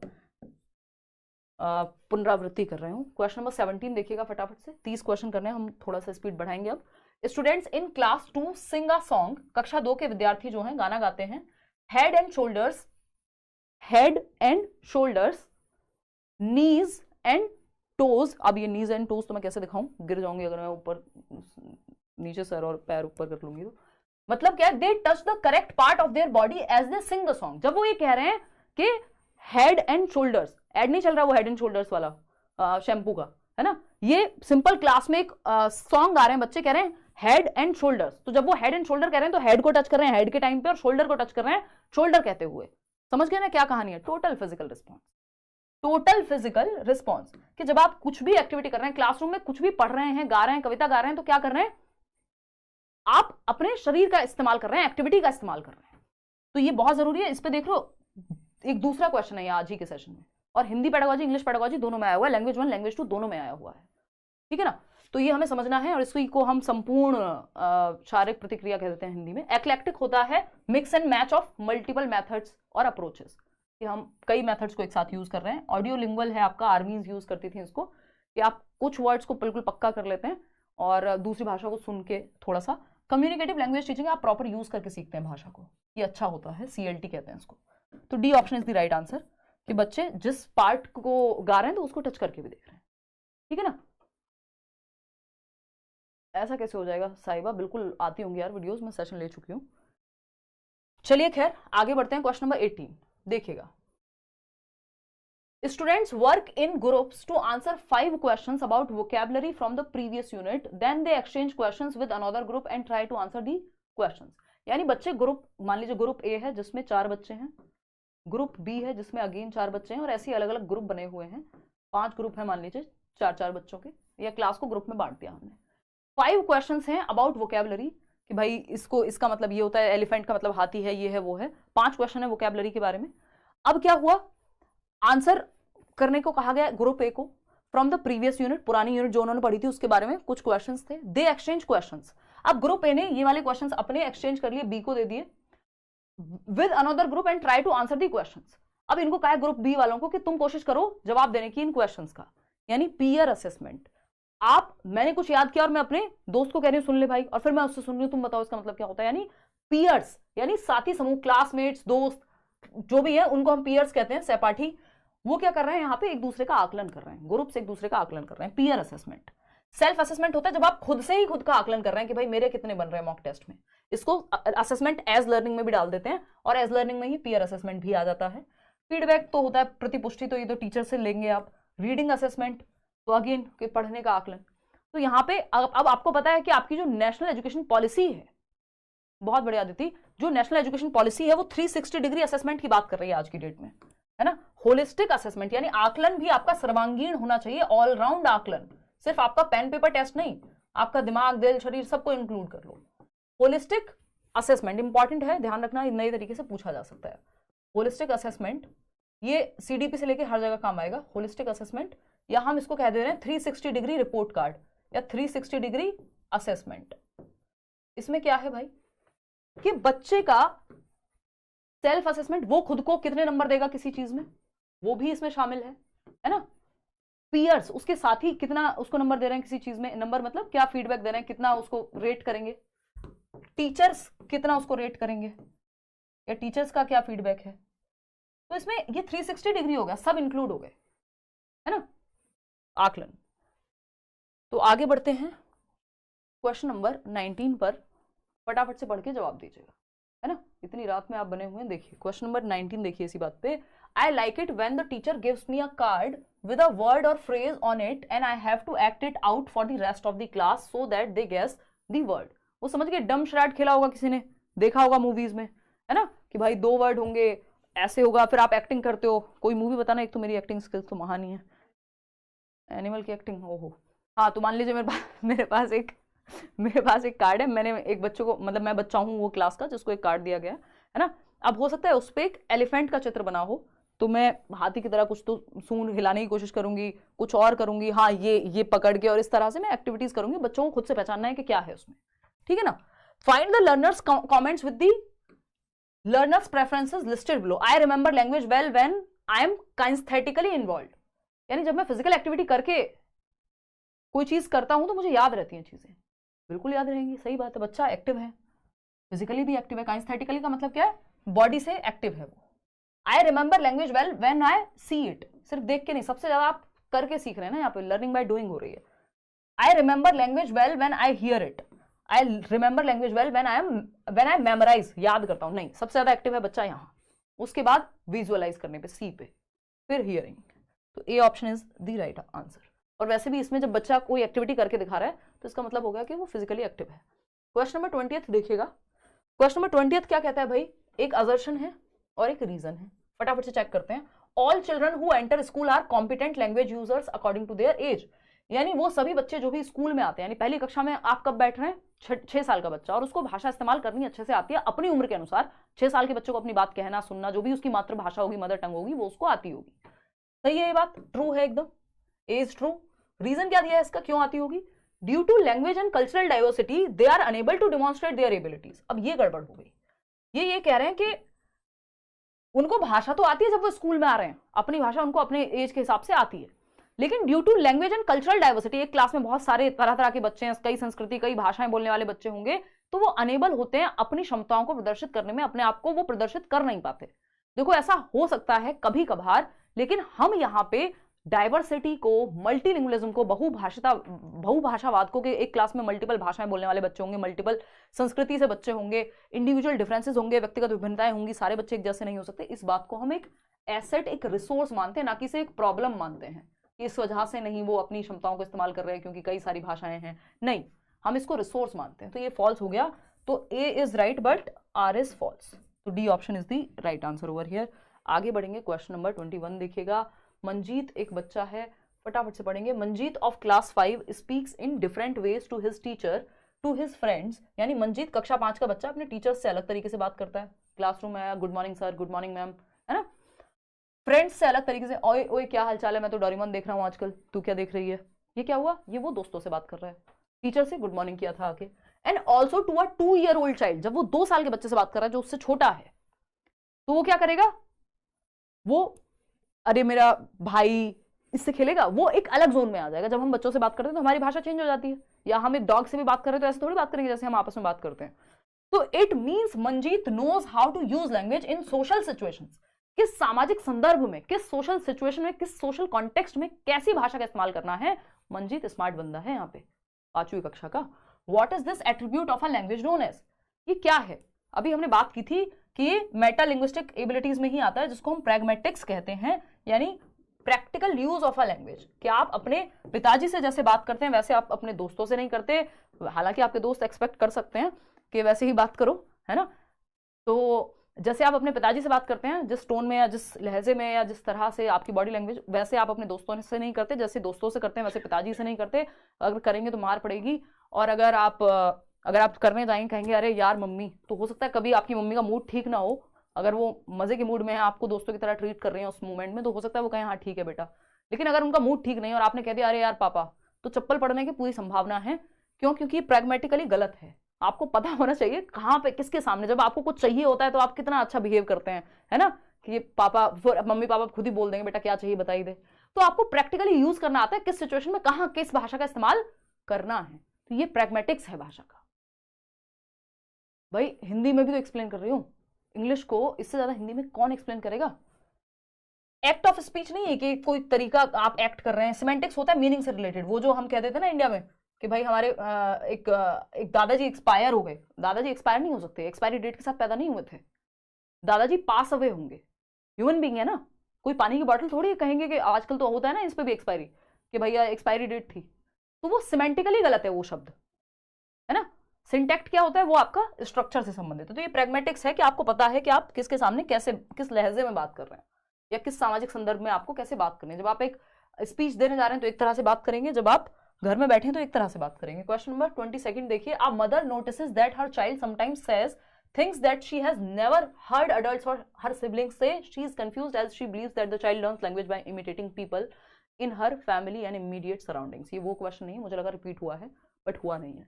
ये क्वेश्चन क्या है, एक मदर ने नोटिस किया कि उनका जो बच्चा है वो कई बार ऐसी चीजें कह देता है जो उसने सुनी नहीं है कभी आसपास से। शी इज कंफ्यूज्ड, वो कंफ्यूज है, क्यों, because she believes that the child learns language by imitating people, क्योंकि उनका ये विश्वास है, उनका ये मानना है कि बच्चे भाषा इमिटेट करके सीखते हैं, दूसरों की नकल करके सीखते हैं। इमिटेशन का मतलब क्या है? नकल करके सीखना। अब जो चीज उसने सुनी ही नहीं, उसकी नकल कैसे कर पा रहे हैं? वो नए शब्द लाएगा कहां से? तो children learn language by imitating people in her family and immediate surroundings. जो भी उनके आसपास भाषा बोली जा रही है उसी को नकल करके वो बोलते हैं। हर बिलीफ रिजोनेट्स विद, यानी माताजी का ये मानना कि जो बच्चे हैं वो भाषा को इमिटेट करके, यानी उसका अनुकरण करके, उसकी नकल करके सीखते हैं, ये किस और संकेत करता है कि माताजी किस अप्रोच में विश्वास रखेंगी भाषा को सीखने की? मल्टीलिंगुअलिज्म, बहुभाषावाद, एक से ज्यादा भाषाओं की बात हो रही है या नहीं? तो ये तो हो ही नहीं सकता, आपने कैसे लगा दिया है? नेटिविज्म, नेटिविज्म तो कहेगा वही जो आपका नेटिविज्म ही तो है, नेटिविस्ट ही हैं आपके जो नॉम चॉम्स्की हैं, जो ये कहते हैं कि इनेट एबिलिटी है भाषा को सीखने की। लेकिन इन्होंने क्या कहा है कि बच्चा इमिटेट करके ही भाषा सीखता है, इनका ऐसा मानना है। तो ये जो इमिटेट करके भाषा सीखने का मानना है, ये आया कहां से? ये किस थियरी का पार्ट है? तो ये बिहेवियरिज्म का पार्ट है, व्यवहारवाद का। ये तो जनरेट करने की बात करेंगे भाषा को, है ना? इससे पहले आया था क्वेश्चन जिसमें ये पूछा था व्यवहारवाद। व्यवहारवाद ये कहता है, जो आपके स्किनर हैं वो भी ये कह रहे हैं, हालांकि बेंडूरा भी यही कहते हैं कि बच्चा क्या है, लैंग्वेज को इमिटेट करके, नकल करके सीख रहा है और फिर आप उसको रीइंफोर्स करते हैं, ऐसा स्किनर कहते हैं। हालांकि बेंडूरा भी पहले बिहेवियरिस्ट ही थे। तो अगर हम देखें यहाँ पे, तो ये बिहेवियरिस्ट थॉट है, बिहेवियरिस्टिक थॉट है कि बच्चा नकल करके सीखता है भाषा अपनी सराउंडिंग से इमिटेट करके। तो BF स्किनर हो चाहे यहाँ बेंडूरा हो, BF स्किनर तो स्पेशली जब इमिटेट करके भाषा सीखने की बात आए तो स्किनर लगा दीजिएगा, ये क्वेश्चन पूछा जाता है अगर हम लैंग्वेज में बात करें। कंस्ट्रक्टिविज्म तो भाई कहेगा एनवायरमेंट से एक्टिवली सीख रहा है ना? तो C option is the right answer. और अगर यहाँ पे लिखा होता कि रीइंफोर्समेंट, गुड, वेरी गुड, शाबाश, जब हम बच्चों को कह रहे हैं उससे भाषा सीख रहा है नकल के साथ साथ, तब भी आंसर बिहेवियरिज्म ही होता। क्वेश्चन नंबर 23 देखिएगा और जवाब दीजिएगा।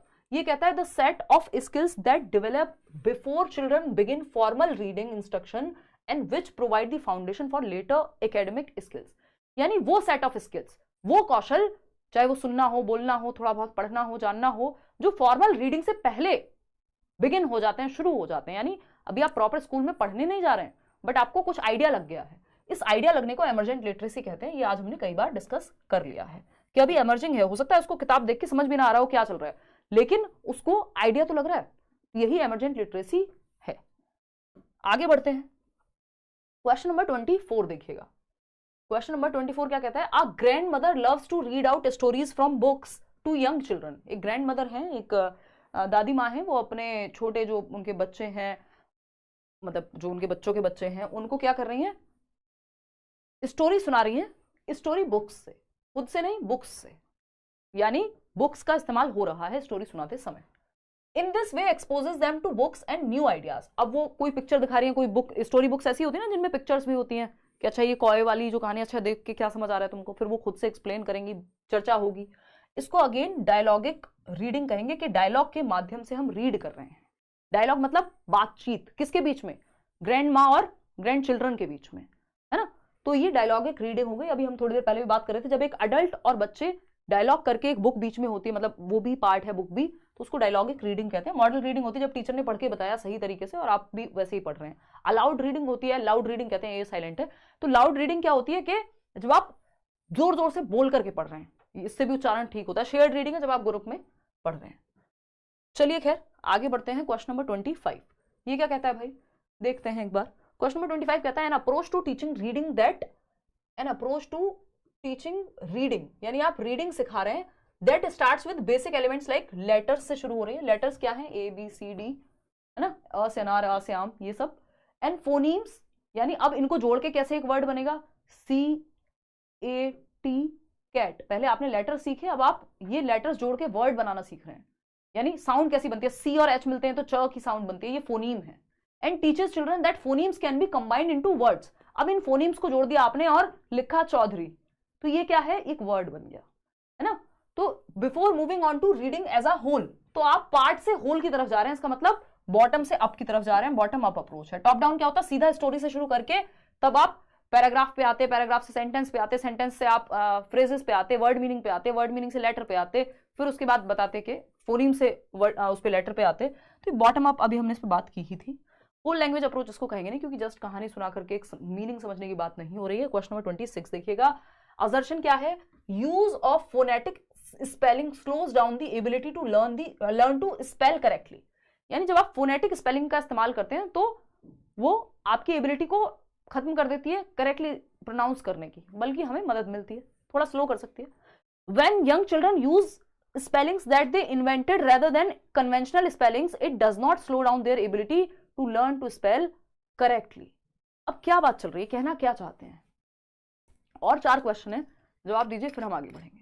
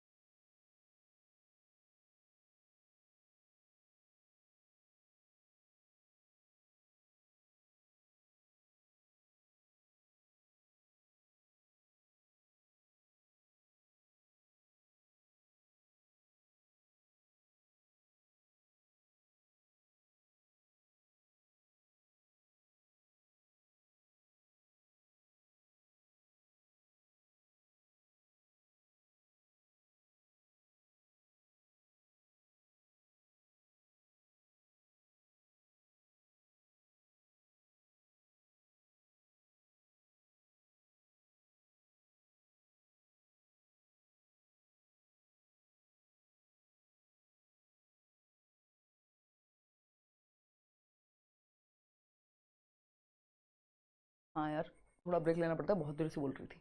देखो एक बार, अगर मैं बात करूं अदर्शन की, बहुत देर से क्या सालों से बोल रही हूँ.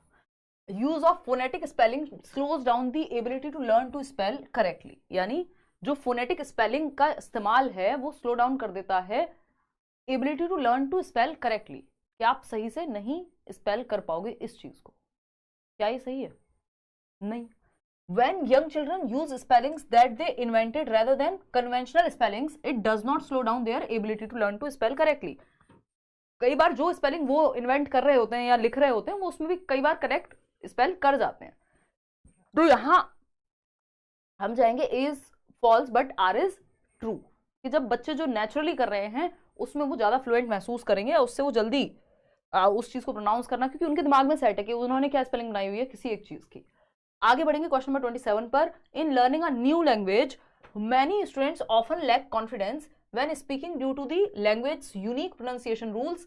One way to overcome this problem is by, यानी जब आप एक नई भाषा सीख रहे हैं तो कई बच्चों को लैक ऑफ कॉन्फिडेंस महसूस हो सकता है जब वो उस भाषा का इस्तेमाल करें, यानी क्योंकि कुछ वर्ड्स का या रूल्स का जो है यूनिक प्रोनाउंसिएशन होता है. मान लीजिए आप इंग्लिश सीख रहे हैं तो ऐसा हो सकता है. तो correcting errors whenever they happen, जैसे ही गलतियां हो बच्चों को तुरंत करेक्ट कर दो, नहीं, उनको टाइम दीजिए, इनडायरेक्टली उसको करेक्ट करने दीजिए. Letting children read loud in class, इससे क्या होगा? Using game like activities that require verbal interaction in the class, हाँ ये अच्छा लग रहा है. कंडक्टिंग स्पेशल स्पीच थेरेपी, इसके लिए कोई दिक्कत थोड़ी है बच्चे को, भाषा की एक्टिविटीज ऐसा मौका दो जहां वो वर्बल इंटरेक्शन कर पाए, तो अपने आप उनको कॉन्फिडेंस आ जाएगा. भाई बोल के ही तो भाषा सीखेंगे. क्वेश्चन नंबर 28 देखिएगा, ये क्या कहता है? A teacher of class 3rd is presenting new vocabulary to the learners. Which one of the following is an effective way to present the new vocabulary? अब कक्षा 3 है, नए नए शब्द आ रहे हैं कि भाई अर्ली का मतलब जल्दी होता है, कैट का मतलब बिल्ली तो पहले ही सीख चुके थे. The teacher should write its meaning on the blackboard as ask learners to learn it by heart. रट्टा लगवा रहे हैं तो आप भैया इसको घोल के पी जाओ. The teacher should tell them the antonyms of words and give them the meaning of the, ये रट्टा लगवाने वाली ही बात है कि आपने सीधा एंटोनिम की लिस्ट दे दी कि ये विलोम शब्द हैं. The teacher should give them a concise definition of words, इसमें भी आप रट्टा ही लगवा रहे हैं. The teacher should try to explain a word's meaning in the situation in which it occurs. सबसे बेस्ट क्या होता है? सिचुएशन के थ्रू समझाना या कॉन्टेक्स्ट या संदर्भ से जोड़कर समझाना, रियल लाइफ एग्जांपल्स से, कि उस स्टोरी में कोई वर्ड अर्ली कहाँ आया है. Early to bed, early to rise, ये क्या है? अब अर्ली टू बेड कॉन्टेक्स्ट में समझा रहे हैं कि भाई समय से बेड पे जाना यानी सो जाना, और समय से उठना अच्छा होता है, यानी फटाफट से, इसका मतलब कॉन्टेक्स्ट में समझाया आपने, नहीं तो हम अर्ली को शीघ्र ही याद करते रह जाएंगे. ठीक है ना? तो D option is the right answer. आगे बढ़ते हैं क्वेश्चन नंबर 29 पर. जवाब दीजिएगा फटाफट से और फिर हम चर्चा करेंगे कि हम कैसे आगे करने वाले हैं. अभी मैं आपके क्वेश्चंस का आंसर दूंगी, लास्ट में मैं कुछ क्वेश्चंस ले लूंगी, don't worry. Thank you Shiva.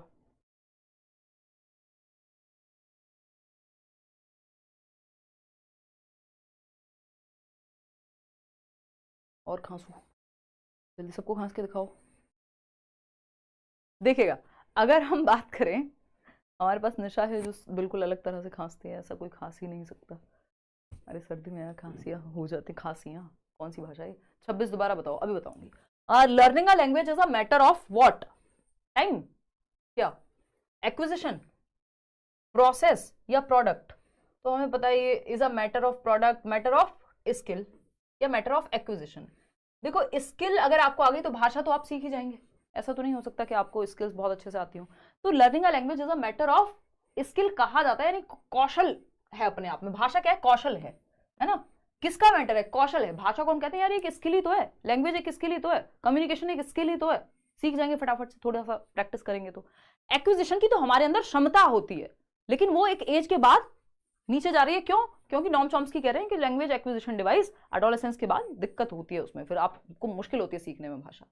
तो मैटर ऑफ स्किल है, भाषा क्या है? कौशल है, ना कि एक्विजिशन है भाषा। कोई एक्विजिशन के थ्रू आप सीखते हैं वो एक अलग बात है। तो ए option is the right answer. Question number 30 देखिएगा, आज के लिए आखिरी सवाल और थोड़ा सा बड़ा भी है, इसमें सर का दर्द हो सकता है, और फिर हम आएंगे 26 पे, कई लोगों को उसमें डाउट है और भी कोई बात होगी तो बता देंगे।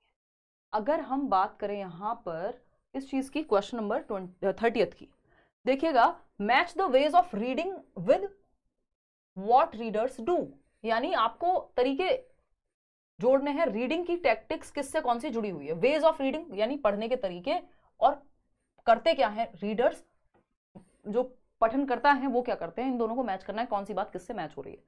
अब टेक्निक है एक रीडिंग की जिसको प्रेडिक्टिंग कहते हैं, यानी आप टाइटल देख के, यानी जो आपका पाठ का शीर्षक है उसको देख के अंदाजा लगाते हैं कि, या पिक्चर्स देख के कि इसमें होगा क्या अंदर, है ना, इसको प्रेडिक्टिंग कहते हैं।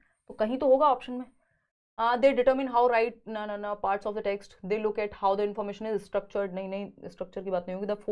दे focus on how language is used, they use titles and pictures, यही एग्जैक्ट सेम बात लिखी हुई है। दे यूज टाइटल्स यानी जो आपका पाठ का शीर्षक है और जो पिक्चर्स उसमें दी गई हैं, to give themselves ideas about what the text is about, यार ये किस बारे में होगा। अगर किसी बुक के ऊपर पहले या किसी कहानी के ऊपर अलग तरह का पेड़ छपे हुए हैं उसमें, तो आपको आइडिया लग जाए यार ये पेड़ के बारे में, उसमें लिखा हुआ है मेरी दुनिया, तो और आपको दिख रहा है घर या परिवार की बात हो रही है, पिक्चर लगी हुई है। तो ये हम प्रिडिक्शन करते हैं पाठ को पढ़ने से पहले, पूर्व अनुमान लगा रहे हैं। तो ए के साथ जाएंगे, ए कहाँ पे 5 पे होना चाहिए, खत्म ही हो गई कहानी। यहाँ तो यहाँ ए 4 पर है, 1 पर है, 2 पे, 5 पे, तो सिर्फ यही है, आपको आगे चेक करने की जरूरत नहीं, आपका टाइम बच गया। लेकिन फिर भी हमें ये एक सीधा सा फंडा होता है, शॉर्टकट होता है इस तरह के क्वेश्चन को सॉल्व करने का। आप देख लीजिए, अगर 2 में भी श्योर हैं तो किसके साथ वो ऑप्शन कहाँ है। अगर आपका बहुत ही अच्छा इसमें मतलब मौका लगा तो ऐसा ही हो जाएगा कि बस ए का 5 ऑप्शन एक ही जगह दिया हुआ था, सिंपल आंसर हो गया। लेकिन फिर भी चेक करते हैं। इन्फरिंग एटीट्यूड, इन्फरिंग होता है आप एक डिड्यूस कर रहे हैं मीनिंग या अनुमान लगा रहे हैं, या फिर आप एक सारांश निकाल रहे हैं खुद से कि ये क्या है। इन्फरिंग एटीट्यूड क्या होगा भाई, फटाफट से देखते हैं।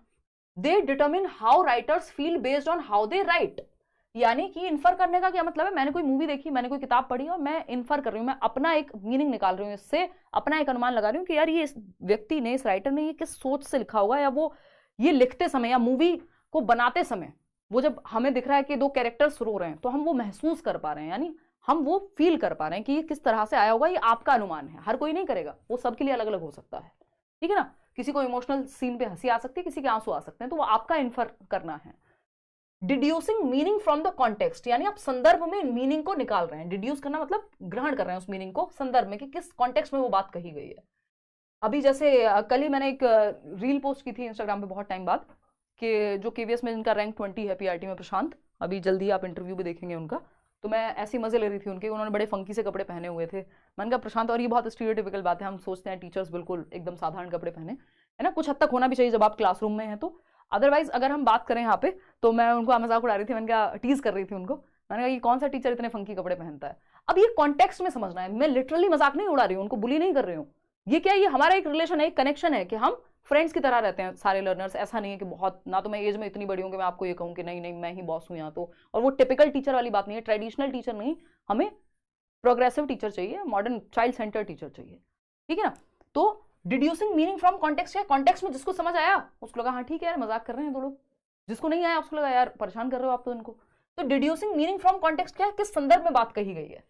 दे use parts of the text to help them understand unfamiliar lexis, यानी संदर्भ में समझ रहे हैं आप। हो सकता है कई बार आपको चीजें वहां पे संदर्भ में कैसे समझ रहे हैं, आप वो वीडियो देख के समझ रहे हैं, उसमें वर्ड्स नहीं है ना, म्यूजिक है सिर्फ, वो आपको एक्शन से समझना है। तो उसी तरह से यहाँ पे भी क्या है कि कई बार आपको कोई कहानी में 1-2 वर्ड समझ नहीं आए मान लीजिए, या किसी लाइन में, तो आप वो संदर्भ से समझ लेते हैं कि इस कहानी में ये बारे में बात हो रही है तो ऐसा हुआ होगा, चाहे आपको वर्ड समझ आया ना हो। इंटेंसिव रीडिंग, इंटेंसिव रीडिंग होती है जब आप क्लासरूम में टेक्स्ट पे फोकस करते हैं, एक्सटेंसिव होती है जब आप मजे के लिए कोई नॉवल पढ़ रहे हैं, है ना।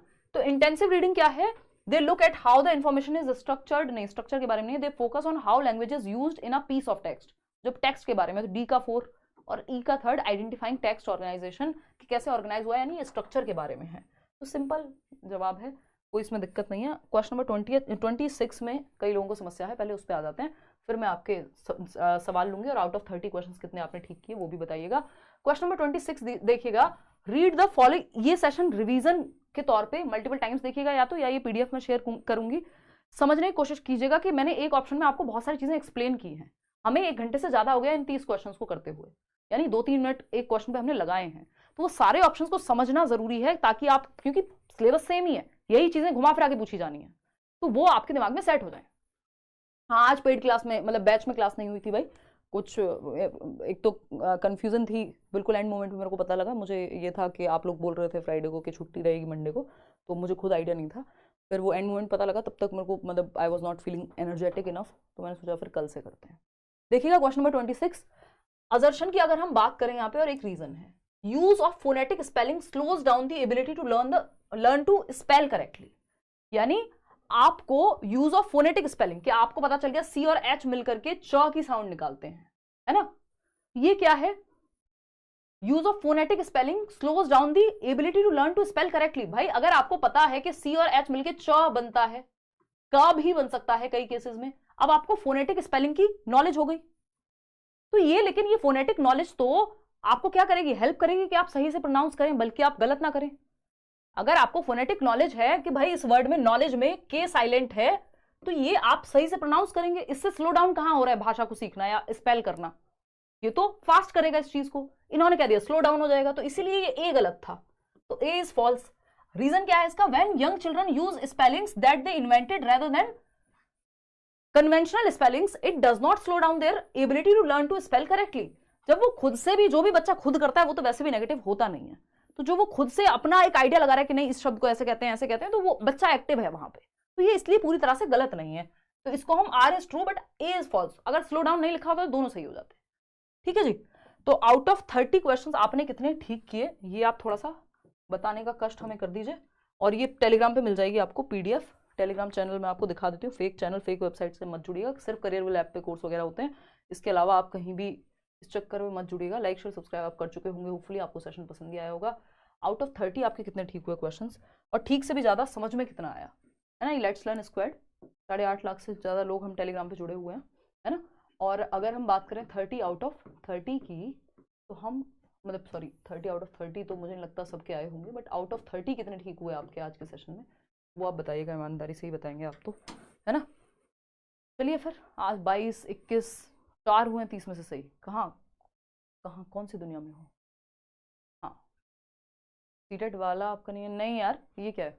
ऐसे बहुत सारे चैनल्स बने हुए हैं जो मेरे नाम पे हैं, ये मतलब ऐसे ही किसी ने पेन चैनल बना लिया, किसी के 4 पैसे कमा ले रहा है कोई, तो बहुत ज़्यादा उस चीज़ पे हम उतना फोकस नहीं करते हैं।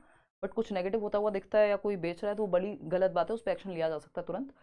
बात रही चैनल की, तो सिर्फ या तो लेट्स लर्न है या हिमांशी सिंह है। हिमांशी सिंह पे तो कहीं साल भर में 4 वीडियो नहीं आई होंगी, उस पर व्लॉग्स वगैरह ही होते हैं। पढ़ाई सिर्फ लेट्स लर्न पे ही होती है, या फिर करियरविल ऐप पे हम लोग पढ़ते हैं।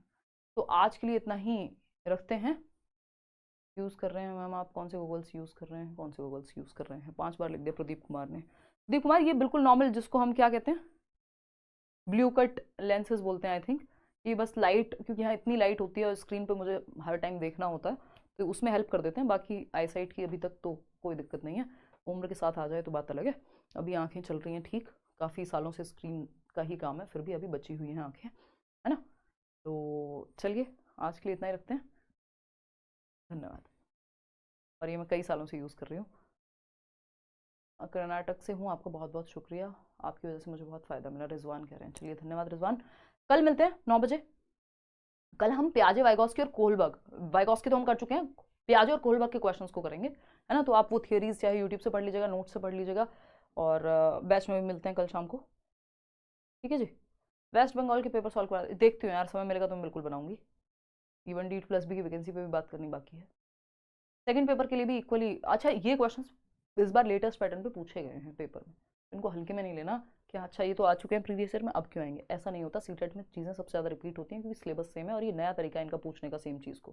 पिछले 3 बार से सेम तरीके के क्वेश्चन पूछ रहे हैं, जो टीपी आ रहा है वो हर बार आ रहा है, जो एमरजेंट लिटरेसी है वो हर बार आ रहा है, तो बहुत क्वेश्चन रिपीट होते हैं।